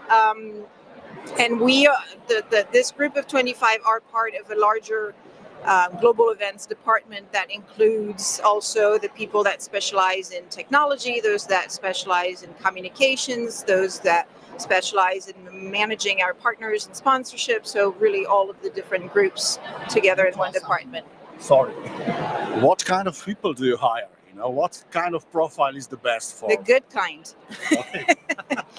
Now at SAP, we tend to hire talent where it is. And so we have a team that's really, really spread geographically all over the world, mostly in Europe and in North America.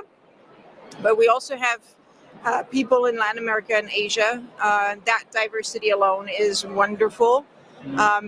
We hire people of different backgrounds. We have some that came straight out of agencies, some that really went through the ranks of the company like I did, some that seem to have been there forever, and some that just came in as students. So it's really a diverse background. I think what they almost all of them have in common is attention to detail and resilience.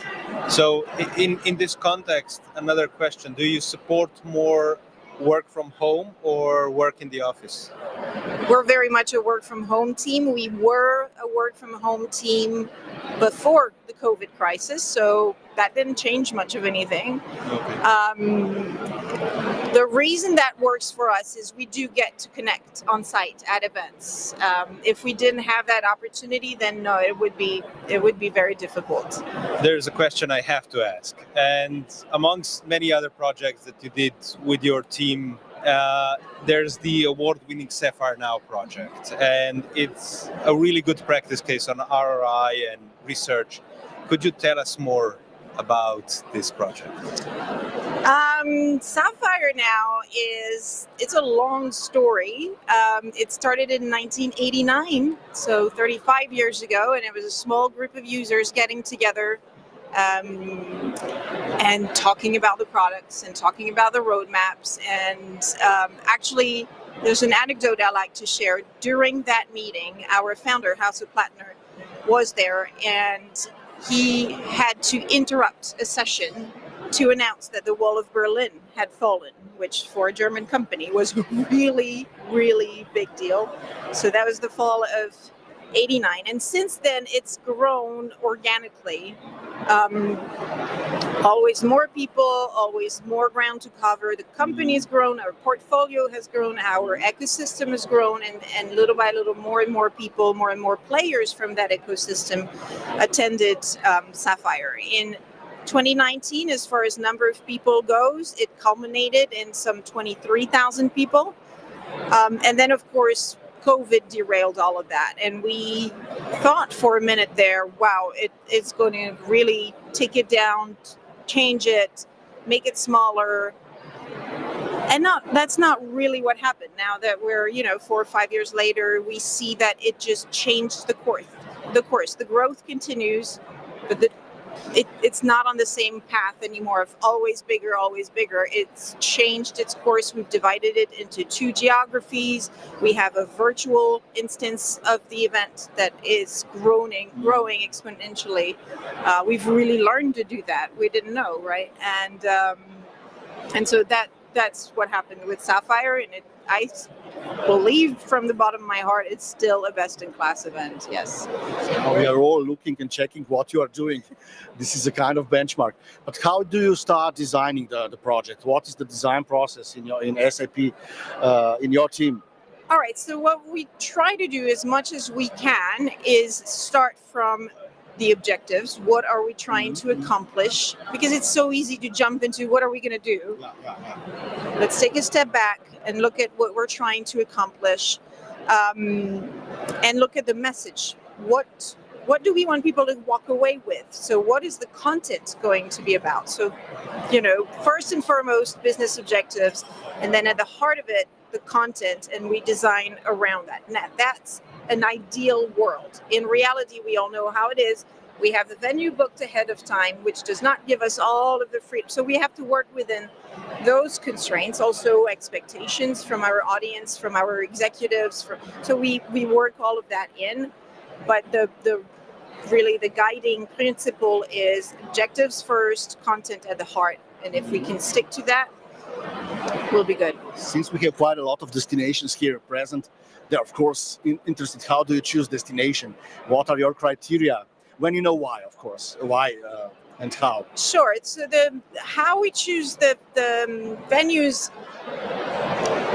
I mean, we've been in Orlando for a very long time, so the loyalty and the ability to partner is something really important, and not just with the convention center, but really with the city, the entire ecosystem around it. That's really, really significant for us. And then we look at criteria, of course, accessibility, sustainability is a big one, and the ability to stay there long term. We don't like to just jump from one place to another. We want to build together. We want partners. So, what's the next destination that you're perhaps eyeing for one of your events? We're in Orlando again next year, okay, for sure. And in the fall, we're going to be in Vegas and in Lisbon. In Vegas for an event called Spend Connect, and in Lisbon, which is a first, for an event called Success Connect. Wow. So you basically work globally, and how do you see differences between working, let's say, in the States and working in Europe?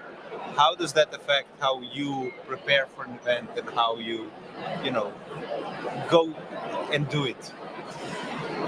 There are cultural differences that we need to take into account also within the team. What I really, really love about my team is we truly are global. We don't have people working on US events and people working on European events. I led Sapphire, which was in Orlando in Florida, from Paris. So it's, it makes it sometimes a little difficult with the time schedule, but we do a good job, I think, of being respectful of the fact that people have lives internally, and that it brings so much diversity. It's not always the same point of view. We bring some European points of views to the Americans and the other way around, and that's an added value that's worth much more than the small difficulties that it creates. Are there inherent differences? Yes and no. In the way sometimes we engage with our partners and our vendors, but in the end, we do manage to deliver very consistent brand experiences from one to the other. You're active as a jury member of several competitions, of course, also beer awards. How do you assess the quality of works this year, actually, or in the last 2 years? Is it getting better or worse? What is your opinion? Are we more creative, less creative? The creativity is off the charts, I think. We all know the challenges. People travel less. People want to travel less because it's not sustainable. Budgets, at best, stay flat. Sometimes get cut. Costs increase.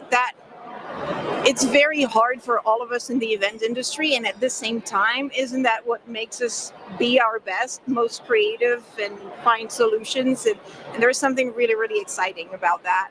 And the other aspect is the virtual experiences. We had tried in the past to do some things online, and it was never quite there. And with the crisis we experienced 4 years ago, we had to. It was not an option anymore. And I feel like a lot of people figured out good ways to leverage that medium for the particular audience it addresses without trying to replace the in-person experience. It's really complementary. And I think a lot of progress has been made in that area as well. I watched Eurosong. I watched Eurosong this weekend. Did you watch it? No. No. But it was a high-tech production, I would say. Then we cannot talk about it if you didn't watch it, So, but my question was: is this the ultimate? I would say production we can see nowadays? It was full of LEDs and so on, or the content still matters? That's my question, because it was more about technology and show than about songs and music. So, what is your opinion about that? Is content still important, or who cares? It's just about technology and LEDs and so on. Technology is a support. It has to carry something, in my opinion. Now, if the goal is to demonstrate what the technology can do, then yes, it's going to be all about the special effects and the. But I think content will remain king. As far as events are concerned, whether it's online and even more so in person, something that has shifted is content is still king, but the networking is more important than ever. The ability to connect to others, and technology can support that. Again, it's not about making it flashy and pretty. It's about making it functional and enabling those connections. And that's technology that will last. So in what way would you actually apply that in practice? Could you give us an example of technology in creating a better networking experience? So on site, of course, we have different functionalities in the app that facilitate that. We simply organize sessions. We also look at the agenda. It's not quite as packed as it used to be because people need that time. We feel the need that when you have hundreds and hundreds of sessions all running in parallel, you can feel a little overwhelmed. And there needs to be some time with no FOMO, no fear of missing out. Just time to recharge either just your batteries or just go and talk one-on-one, have that time. That's not purely technological, but it's still something that needs to be really baked into the design of the event. And of course, online, there are countless options for chats, whether it's AI, that's not really favorable to human interaction. We like to have actual experts during the session answering the questions live, and through the different platforms that we use that's enabled there, and I think that's a good use case for this connection. Would you say that technology has been more adopted after COVID, or would you say that we've kind of gone back to doing events how we did them before COVID, in your case? Both. I was a little bit surprised at how much we went back to what we used to do. I did expect more of a change, but that's not to say it didn't change at all. It really has, and again, those virtual platforms, the virtual experience, as far as we're concerned, is now fully adopted and systematically part of the experience. And we're not trying to mix the on-site and the online. It's clearly two different channels. What we mix is the production, right? We leverage the on-site events to produce the online content. And in that way, it has changed. It's changed the way we work, for sure. And this year, AI is starting to really shift the way we work as well. I wouldn't want to start digging there because I don't feel personally quite ready to say, yeah, we've adopted all of it. But clearly there's something there that's changing as we speak. Sustainability. Do you measure your carbon footprint at Sapphire and other events? So do you know exactly what is the main source of carbon footprint, and what do you think about so-called regenerative effects? For example, can we measure the happiness of participants? Do we have a tool for that? If they come back from the event, enter to your machine, I would say Sapphire, and then went out completely new persons. So how do you measure that? We try to measure that as much as possible with the feedback feedback loop, really, that we try to have along the event for each session. And there's nothing extremely new there. We measure the mood on social media and that sort of things. As far as sustainability goes, yes, carbon footprint is one measure, but we also measure how much is recycled and how much, how many flights, how many people came by train, how many. We also take into account diversity. Sustainability is not just about being green and environmentally friendly. It's also about using local resources, supporting the local businesses. And so we do look very closely at all of that and try to be better year after year. As well as I do, it's hard to find industry benchmarks on those subjects. So we try to be our own benchmark and just do better every time and find the right partners to work. One angle we need to touch is also pitching for by the event agencies. What is your strategy towards that? If you're looking for event agency, because we just talked with one of the biggest agencies in Europe or in the world, I would say, and we talked about pitching. Do you have a strategy regarding that? You invite more agencies, or how does it work with SAP if you're looking for event agency? SAP is a really, really big house, so an RFP process is a long one. Depending on what it is we're looking for, because sometimes we look at a full service model and an agency like the one you just mentioned. And in that case, what we're going to be looking at is their ability to dedicate the resources to us, and their ability to be flexible, and their ability to understand us and partner with us. Sometimes we'll look at just one work streams, AV producer, that sort of things, because that's all we need. But either way, what is really, really precious to us is the ability to build a relationship over time and a real partnership. We need to be understood. We're a complex company. We cannot change providers every year because it takes longer than that to onboard them. So we need to trust that there's going to be longevity in that relationship to be able to build it. As I'm coming from a destination background, so you've been using Orlando for one of your events for for how many years? 20. There you go. So how do you see the relationship between SAP and the whole connection between the destination? Do you see what do you cherish about it? How does it work? What we cherish is the partnership with them. We work with the airport. We work with the local hotel community. We work with Visit Orlando, which is the destination management, local businesses, the parks, and we've built that ecosystem over the years. That means that when SAP's come into town, everybody knows it, and we love to get some love, and we try to give it some back, and it's quite tangible when we go and we talk about what else can we do? It's not easy to reinvent an event 20 years in a row in the same location, and so again, we look also to our partners for some additional ideas to help us there.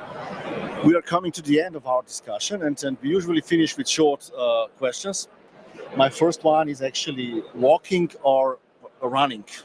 Walking. Can you explain this a little bit more? I hate running. Okay. I hate running too. Mountains or the sea? Mountains in the summer, the ocean in the winter. Well, this is more for men, beer or wine. But anyhow, I will ask wine. Of course, wine. Of course. Okay. Stephanie, thanks for joining us for this great discussion we had. And stay tuned. We are coming back at 4 o'clock again with another Ljubljana Talks. And once again, thanks. Thank you for having me. Amazing discussion. Thank you.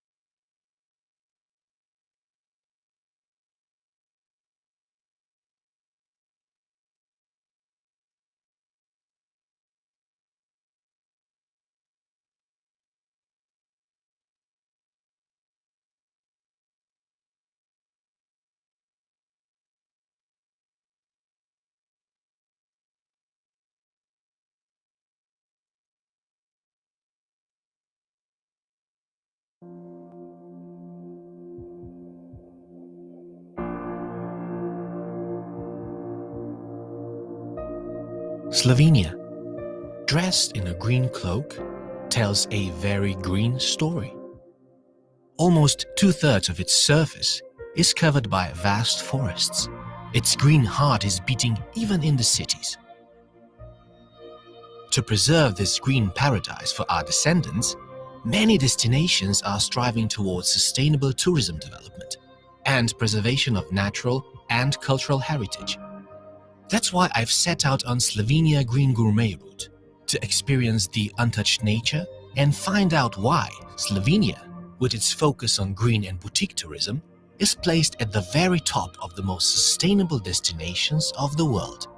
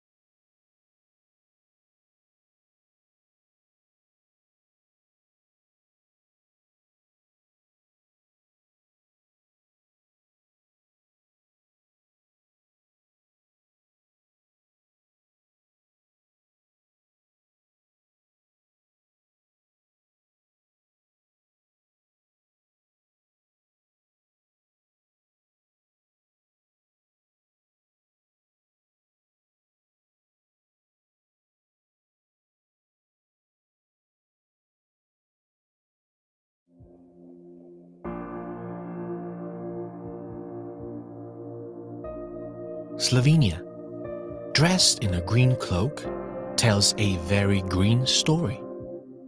Almost 2/3 of its surface is covered by vast forests. Its green heart is beating even in the cities. To preserve this green paradise for our descendants, many destinations are striving towards sustainable tourism development and preservation of natural and cultural heritage. That's why I've set out on Slovenia Green Gourmet route, to experience the untouched nature and find out why Slovenia, with its focus on green and boutique tourism, is placed at the very top of the most sustainable destinations of the world.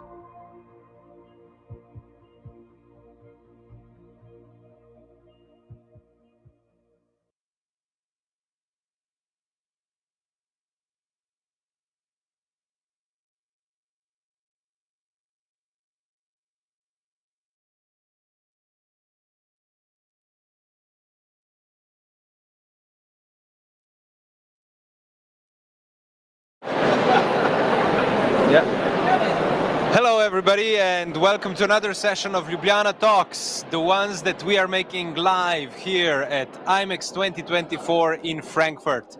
And with Gorazd we are hosting our lovely Aneta Ksiazek. Yes, I can pronounce that name.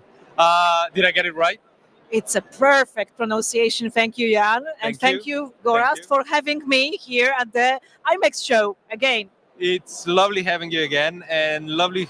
I know we have a lot of news to cover, but let's talk about the future first. So I know that you are actually leaving tomorrow back to Poland because you have the Impact event.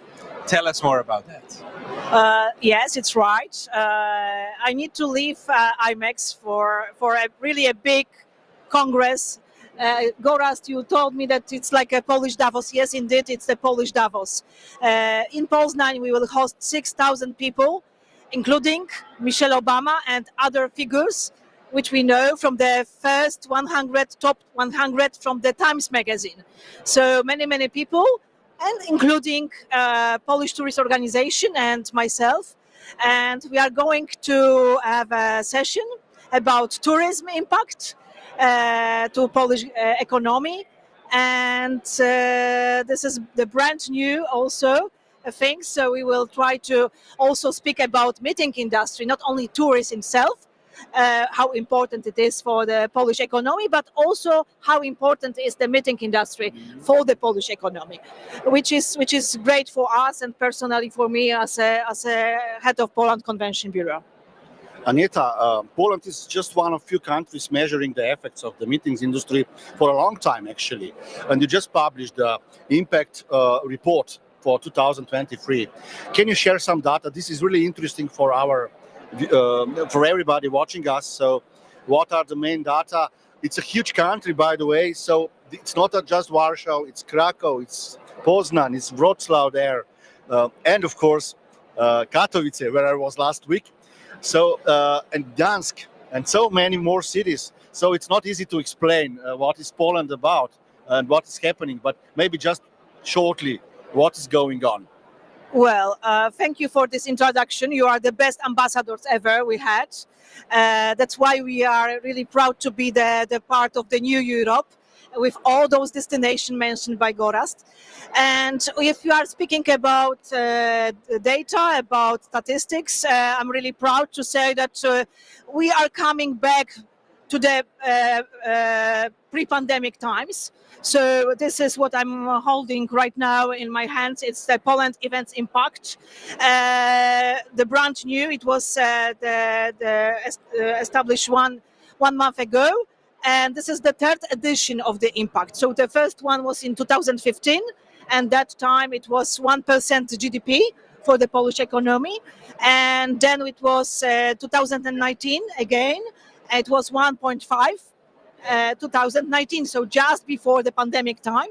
And then 2023, we have another score, it's 1% of GDP, which is not bad. We are coming back to the field.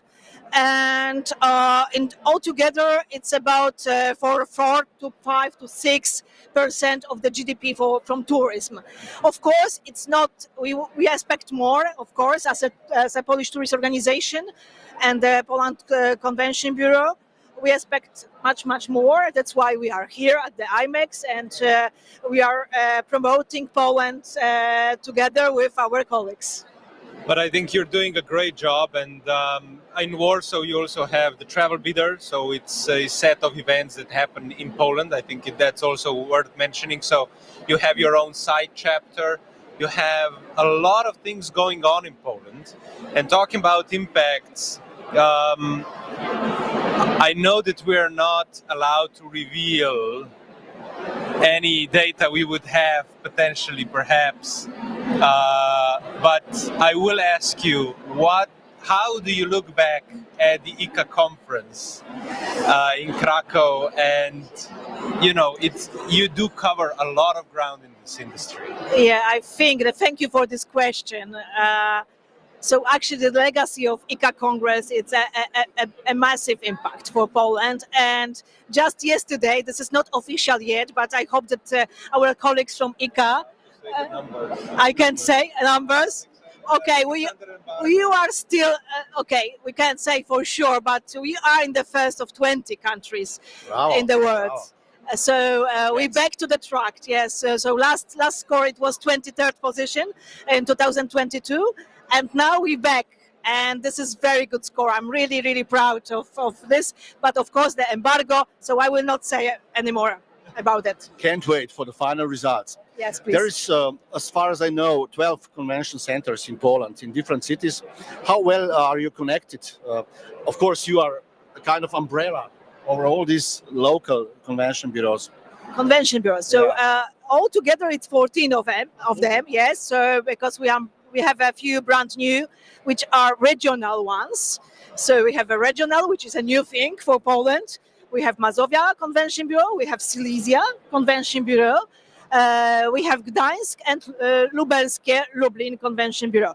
And we have also, of course, cities convention bureaus and how we are cooperating. Let's say that we have a common goal, of course, which is the promotion of Poland. So as a Polish tourist organization, Poland Convention Bureau, we like to be, as you said, Gorazd, the umbrella for all our country. And we are inviting and giving the tools like the national stands, like also collecting data for ICA or for our report, because we have every year we are creating the report for Poland. Meetings and events report together with our recommended companies, but also with the big impact from the convention bureaus. So we have also workshops which are doing together. We are sharing our experience. We are having the from the last year we are running the special project. It's called Laboratorium Twórców, the Creators Lab. So this is about the content, about AI, about how to promote Poland using the social media and other tools which are existing right now. So we wanted to share our experience, share our knowledge to improve and to be much more cooperative and collaborative. Yes, it was a very difficult word, but this is what about that. We like to be the first and like a mother for the rest of our children. It's like the ICA family. I could be like the Poland CVB. It's the family also with other convention bureaus. Of course, inside of them there are some competitors, but also I could say that they also, it's a good combination, and they look at each other. And we just push them a little bit in this or that direction. Of course, the sustainability, that's the direction which we wanted to achieve. And I hope that you will also have the question about that, if I know you. Before I dig into another topic, I was in Poland, invited by Polish Tourist Board last week to a fam trip to Silesia, the region around Katowice. And Beskidi Mountains, which are part of Western Carpathy Mountains, one of the most beautiful parts of in the world, I would say. But I experienced amazing underground experience in Old Mine, which will stay with me for a long time because I'm speaking and talking about this for the last 5 days non-stop, how good it was. But my question is, just this intro, I need to do this intro because it's important. Poland is amazing incentive destination too. So do you develop this product actually systematically, or what can you say about it?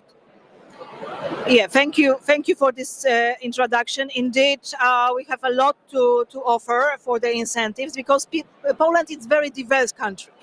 We have it all. We have from the Baltic coast to the mountains, also the secret games like Silesia. Which is really amazing, and this is actually what is on our title of the campaign: Poland more than you expected. This is because people are not expecting this or that; they have some imagination about the country, and we wanted to go beyond this expectation even. So, speaking about incentive, yes, we are working very closely with Site Poland organization, and during the pandemic era, actually, we run a Destination Poland project. So it's not just because international clients are important for us, but also our domestic clients are important, and we wanted, and still we are running this program because we've seen that it's worth. And even the Polish DMCs, the Polish incentive travel agencies, they are keen to know more about the Polish products, locality, the places which are discovered are always beyond the expectation. Even for the Polish people, which going abroad, and they are amazed of China Wall or amazed of the Napa Valley in California, tasting wine. But also we have such treasures, we can say, which are worth to over. Some of them they are underground. That's Some right. are underground, but I'm definitely not getting caught up in this geography competition right here. Who knows more of Poland? Gorazd, being a geographer, I think he likes to show off. Poland really is an exciting destination. I think we agree that I can say I'm in Warsaw almost every year, and I see the developments. You are very active in terms of the industry. We see how big the market is. It is developing, like you said, it's a growth of the GDP percentage of the industry. But could you tell us, we know that one of the big investments in the meetings industry segment was the finalization of the Krakow Convention Center, ICE. What are the next big investments and happenings on the Polish market? Well, it's an interesting question because it's actually right now we have 25 anniversary of joining to the European Union, and actually the transformation of the tourism and meeting industry and the whole country was so huge, so massive that actually each city was a beneficient of this, not only city but also smaller towns. All of them, there was a beneficient of the European Union funds and these changes. And of course we had the brilliant years when it was really a lot of this investment. So only in 2015 in Krakow it was 3 of them, because it was not only the ICE Krakow Center, but it's also Expo Krakow, it's also Tauron Arena. So 3 really big venues.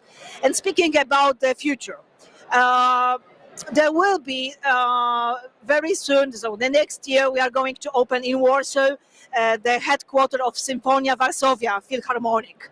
So they are going to have a very beautiful, almost for 2,000 people, concert hall with some other also smaller rooms. And I think that will be something new for Warsaw. As well as this year, we are going to open also in Warsaw the Contemporary Art Gallery, which is facing the Palace of Science and Culture. And actually, it's maybe not from the outside, it's maybe not a very spectacular building itself, because it's like a cube, let's say, and people are, of course, discussing about that. Well, why it's so ugly and so on. It's not a Guggenheim, but it's on the eye of the beholder. You yeah, cannot but judge it. the most important thing that what it will be inside of this. So the content of it. So we are waiting for the autumn this year to have the, I think that it will be 25th of October, the great opening of this center. So only in Warsaw, these two great properties will be open very, very soon. And so following up to that, so there's a lot of stuff happening within Poland itself, a lot of architectural development. And I know you've been to Ljubljana, you've been to Conventa this year, now you're at IMEX. Where can people find you? Where are you present as the Poland Convention Bureau? Well, I think that social media, this is the right place to be. So LinkedIn, of course, and this is the most sure place to meet me, to talk with me. And of course, IBTM and IMEX America, it's also on our list. And still, I'm here. And soon we are going to have also musical afternoon, which will be also hosted by our musical ambassador. So if you will be there, please come to Polish stand as well for our colleagues. Aneta, we'll hurry up. I know that you're running to the concert, but we have two red questions through all the discussions. One is, of course, sustainability. What are you doing about that? And of course, my next question is about AI. Is it possible that AI will replace destination organizations? No. No. No, definitely. I'm against. Yeah. I'm from this generation who is definitely believe in the people's hearts and emotions. And the machines, they can help, but they will not replace us, because the energy is coming from the people's hearts. And of course, the machines, the AI can help us. And for instance, I was talking about Impact. So at Impact, we will do a small stand, but it will be immersive one.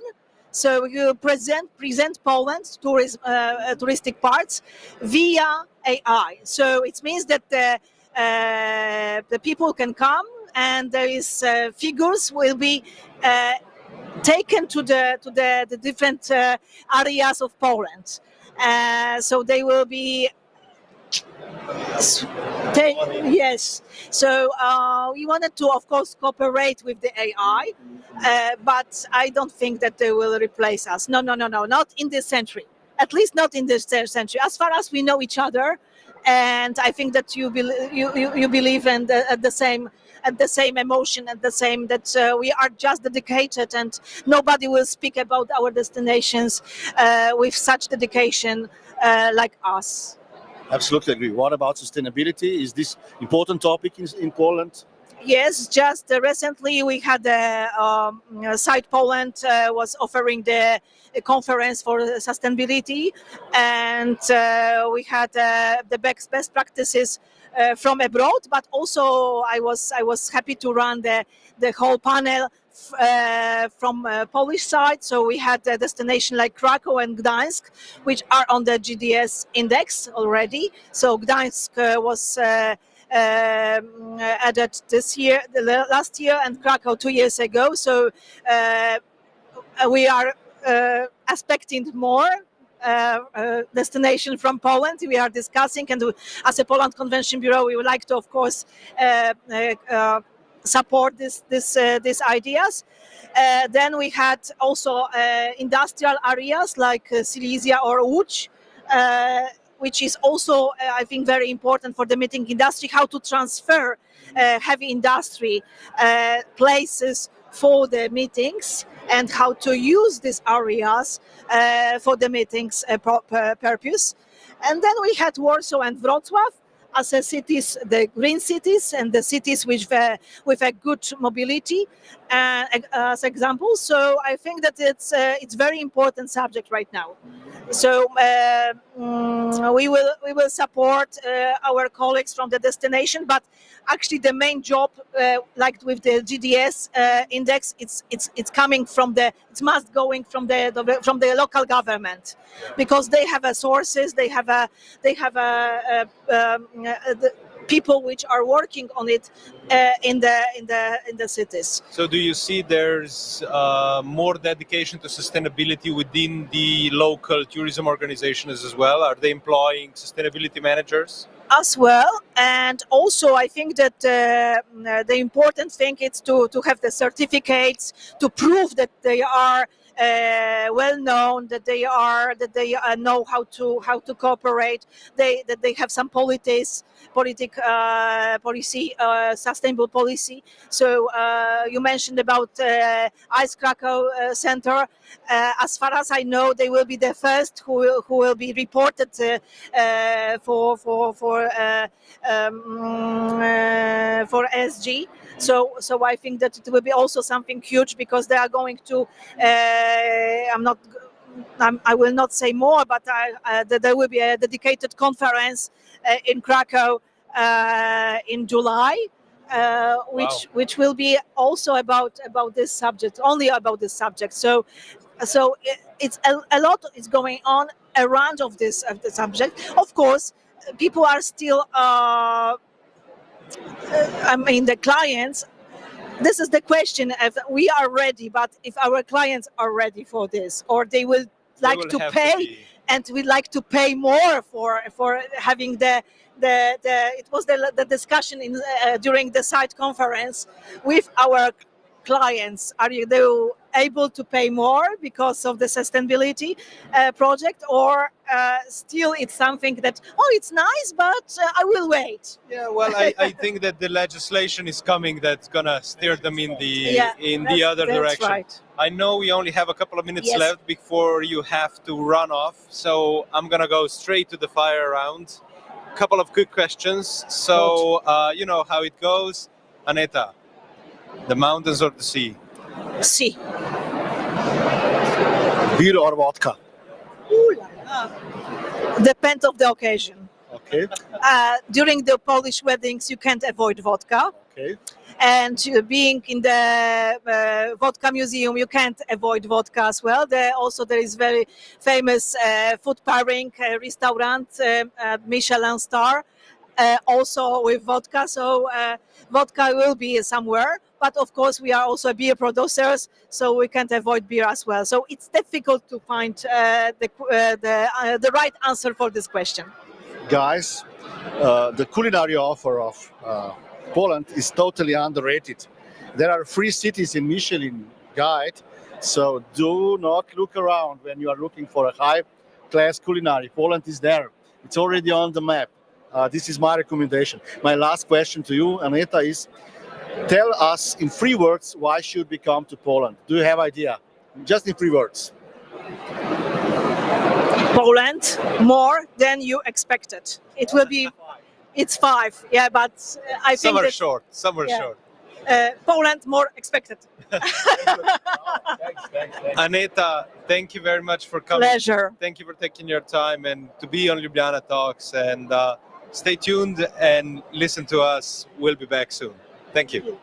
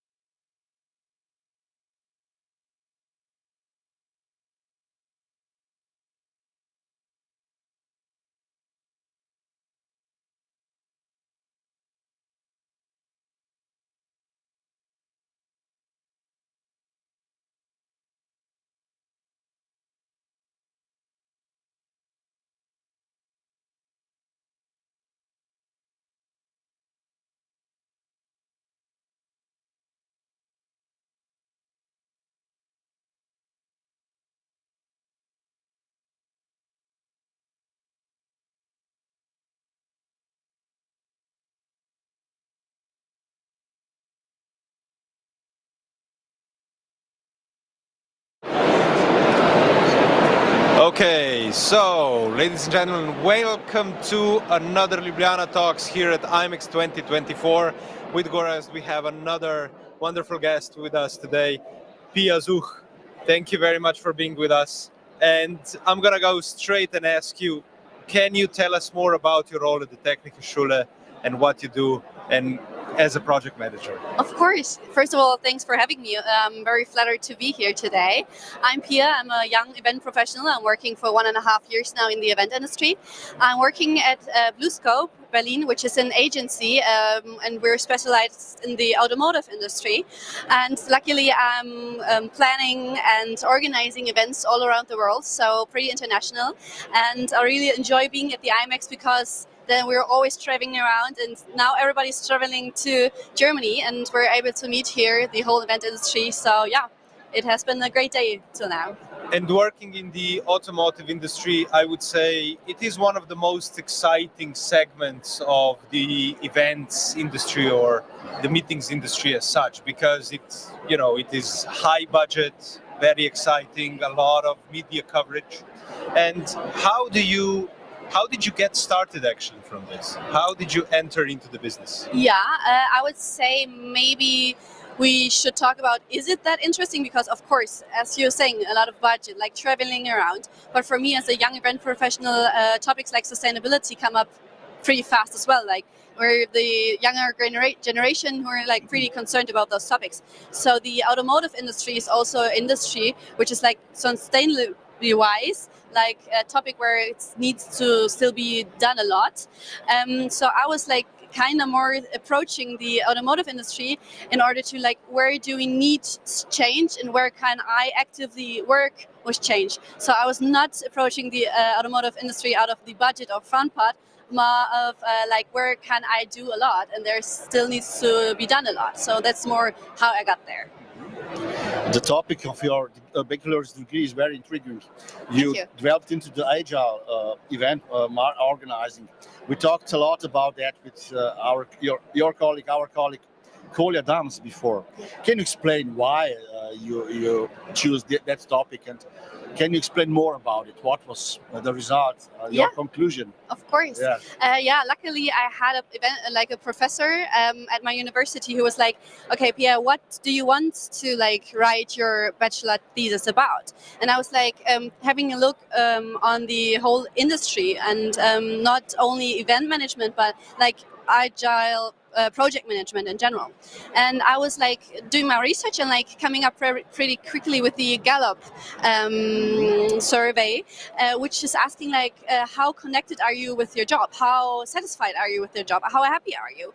And it came up that like a very high percentage of people don't enjoy working and or working at their job. They're like kind of quit it already emotionally. So I was like having a look on what needs to be changed in order that we enjoy working again, like because there are great opportunities, as you're already saying, like it can be a lot of fun. So what is it that people are not happy about it? And I was then coming up pretty quickly that needs aren't met, like how we work, like people as an individual, are they seen?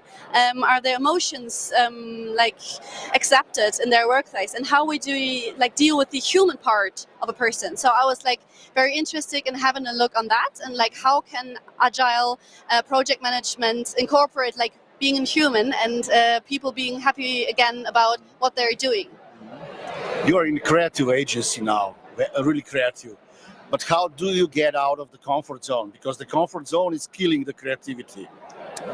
What are you doing? Do you think so? I That's think more so. a statement you would say. I disagree with that because because the changes are normal thing in everyday's life actually. Yeah, okay. And that's not a comfort zone. That's true. Yeah, of course. But I think change, when we think about that, of course, there's climate change, the epidemic change as well. But change always is an opportunity as well. Of course, not regarding climate change and COVID is both more threatening. I would agree then with you there when we say those are threatening things. And you were saying like, what should we do in order to like face it with more, I don't know, more confidence or like not being that scared? It's about getting outside of the comfort zone. So because once you get, let me put it like this. I was working on an automotive event once, and there was a situation that was very strenuous, right? Not fun, not at all. And I called our agent, Gillian Molden, a legend from UK, who was our rep at the time. And I explained the situation. And after talking to me, she said, "But Jan, remember, this is the character building experience. So you can only develop once you get outside of that comfort zone." Yeah, but I would maybe like put it into different places, like getting out of the comfort zone and like suffering. Because suffering, I think, when it's connected to feeling anxious and feeling that you're not right there, that's not where can creativity grow. So I agree there with you. That's like more, not the perspective where we can grow or the place where we can grow. But getting out of the comfort zone, like getting out of comfort zone is as well getting up on stage for the first time. Okay. Or travel to a country where we've never been and being maybe the project manager and in charge. Those are like getting out of comfort zone. It's like new responsibilities, new situation you have to get used to. You have to build a skill set for, but you can manage them. I think that's very important. There you can see I can do it. And like things like who are threatening you, like COVID, for example, like it's a huge thing. Like getting skills to cope with that, it's kind of hard when it's like a globally wild topic. I think you have to differentiate there. I think Do you they're agree? interconnected. I think they're interconnected. But it's very. I think it could be also a way of looking at the situation. Like you said, you are very dedicated to sustainability, right? And yet you entered into the automotive industry, which So, do you have an ambition to change it, and how would you change it if you had a magic wand? Yeah, that's a good question. Of course, it's coming up pretty quickly when you're saying, yeah, I'm interested in sustainability, but you're working for an automotive industry. But in the end, all of us have to join forces in order to reach a sustainable future. And automotive is there included. So they have to be part of it as well. So I, for myself, was thinking, okay, I can reach out to them, offer possibilities, like you can do it differently, and like kind of maybe change their perspective of not being like they're not losing something, they're winning something. And like I'm, as an event manager, I can offer solutions to their problems, and maybe they then find a new way to set up an event, for example. Of course, in the end, the automotive industry has multiple topics, and I can't change all of them, but I can do my part, like in the events part, and try to do like more sustainable events and like do our little steps towards there. So I think that's what was my approach, and I'm still hoping that I can achieve it. So yeah, that was my motivation actually. Good point. But do we have time for small steps, or we need to think bigger? Fair. And I are love you that anxious question. about the future? That's another question. Of course. I think when I'll just do it, of course not. When just we three do it, of course not. We need it like all of us like individually. We need political restrictions, and we need great solutions who we can have a look at and like maybe find hope in there. So we're not losing maybe the threatening feeling or this like anxious feeling and kind of stepping there. And I think a bit anxious, there will always be like some feeling of being anxious. There was always left, because in the end, that's always what it's getting out of your comfort zone. Like you will never be 100% sure about something or 100% happy with something when you're doing the first step. It's like doing the first steps, re-evaluating like how far did I came, what can I do now, and like kind of keep going. And maybe like we're talking about it and we're saying, yeah, you're doing great, and you keep going, and then you keep going, I keep going, and then hopefully we make our way through it. But yeah, of course, in the end, like climate change, a huge topic, is something that is threatening me. But when I'm threatened and not doing anything, I can't cope with that feeling. So I have to like start doing something in order to like get along with the feeling, and in the end then say that I did something at least. That's very good. Be proactive. Eh? Yeah. Tell me something. Is it possible that the artificial intelligence will replace your agency in next year, for example? No, No. no, of course Can you not. tell us more about it? I mean, what artificial intelligence can, it's like supporting us, right? It can like make our work easier. Maybe when you do a very clever Excel sheet and it's already calculating for you, you don't have to do it by hand. And I think that's what AI is the opportunity as well. So it's just in another step. It's like a lot more. But what it's like events about, like meeting, like making innovation possible, like getting to know each other, and those are very human parts, and thus like an AI or in computer or robot can't replace that. So I think that's the core competence of events, the event industry and agencies, of course. So no, I don't think that it will replace it, not in a year, not in 5, maybe in 150, but yeah, we will see. Now, coming, I can say, from a generation that has come somehow been more subjected to the social media and to ways of communication, you know, the technology solutions that are very fresh.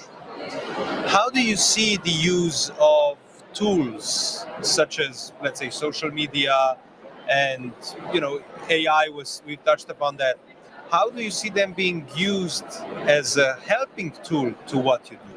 How would you apply them, if you can give a case? So what I would say, like social media network, what the like great opportunity upon this is, it's like the reachability.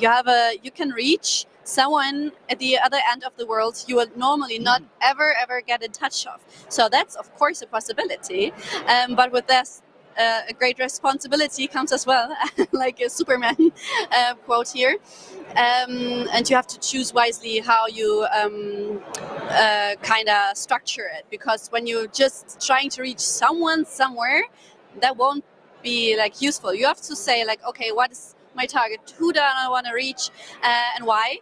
And is it like very clever to do, or is it more like something local and which is like face to face? I do like better results, or I think it's like a method, like a tool again, in order to reach goals you would normally not reach without it. So I think you have to be clever about it, think about what do I want to reach, and then of course always reevaluate, is it like really working or not, or should I go another way? My next question is, what kind of events do you prefer to organize the most? Our experiences, what is your favorite type of events? I don't want to say a type of events, but a task I especially really like, which is like setting up a program. Like when you're having, for example, a workshop format, you already have like always like some sort of keynote in the beginning, or an impulse session, or a panel, or a live podcast. I really love to set up that, because then you're bringing people together with different perspectives, and like a discussion grows. And I think we can really learn from different perspectives. And I really like in like beforehand to put effort in that, and like really thoughtful think about who is interesting to listen to and why should they be there. And then when it's coming all together and you see like, oh, that has been super interesting, yeah, that's super rewarding, so I love that. And what would you say to your colleagues? Why meetings industry? Why to become our colleagues? Actually, we all have different backgrounds. Actually. Yeah. So what is the answer of why? So why should I convince someone to join the meeting industries? I would say when you're a person who wants to get in touch with an international community, with people who are very excited to like drive change in some sort and like make like happen people meeting from all around the world, that's a great place to be. You have to have some stress resistance because yeah, that's true, right? But I love it. And like one key takeaway I already learned, and which I love, like is this an essential for my everyday life as well, that things never go according to plan.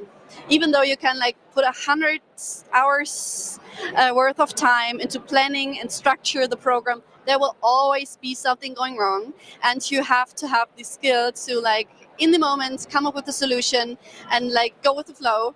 I think that's a great skill you're learning, and is very handy for your everyday life as well. So I think when you want to learn that and be open for that and have enough stress resistance to cope with it, I would say you're the perfect fit for that. So when talking about the meetings industry, when talking about meeting people, when talking about the global community, we cannot avoid the question, how do you experience IMEX? Today, Yeah. It's actually my second year. I've been here 2 years ago, and I really think it's inspiring again how it is when people come together from different cultural backgrounds. And the Italian booth is next to the Switzerland, and they're like kind of exchanging, even though usually they're miles apart from each other. So I really love that meeting of different cultures, and I experience a very beneficial thing for all of us. Yeah, in IMEX this year, I think it has quite a few novelties on it. I've seen quite a few changes to it, which is exciting. How do you see it grow forward? How do you see our industry in the future? Agencies, do you see there's going to be big changes coming up? What I was noticing is of course it's not super new, but then whenever I approach the booth, they were directly doing their sustainability goals. What do they already have done? Where do they want to go? And I think it's really good to see that it's coming a natural part. Of course, we have to still have a look on which things are really working or which are just with greenwashing. I have to say that as well. I think that's a topic we should have an eye on as well.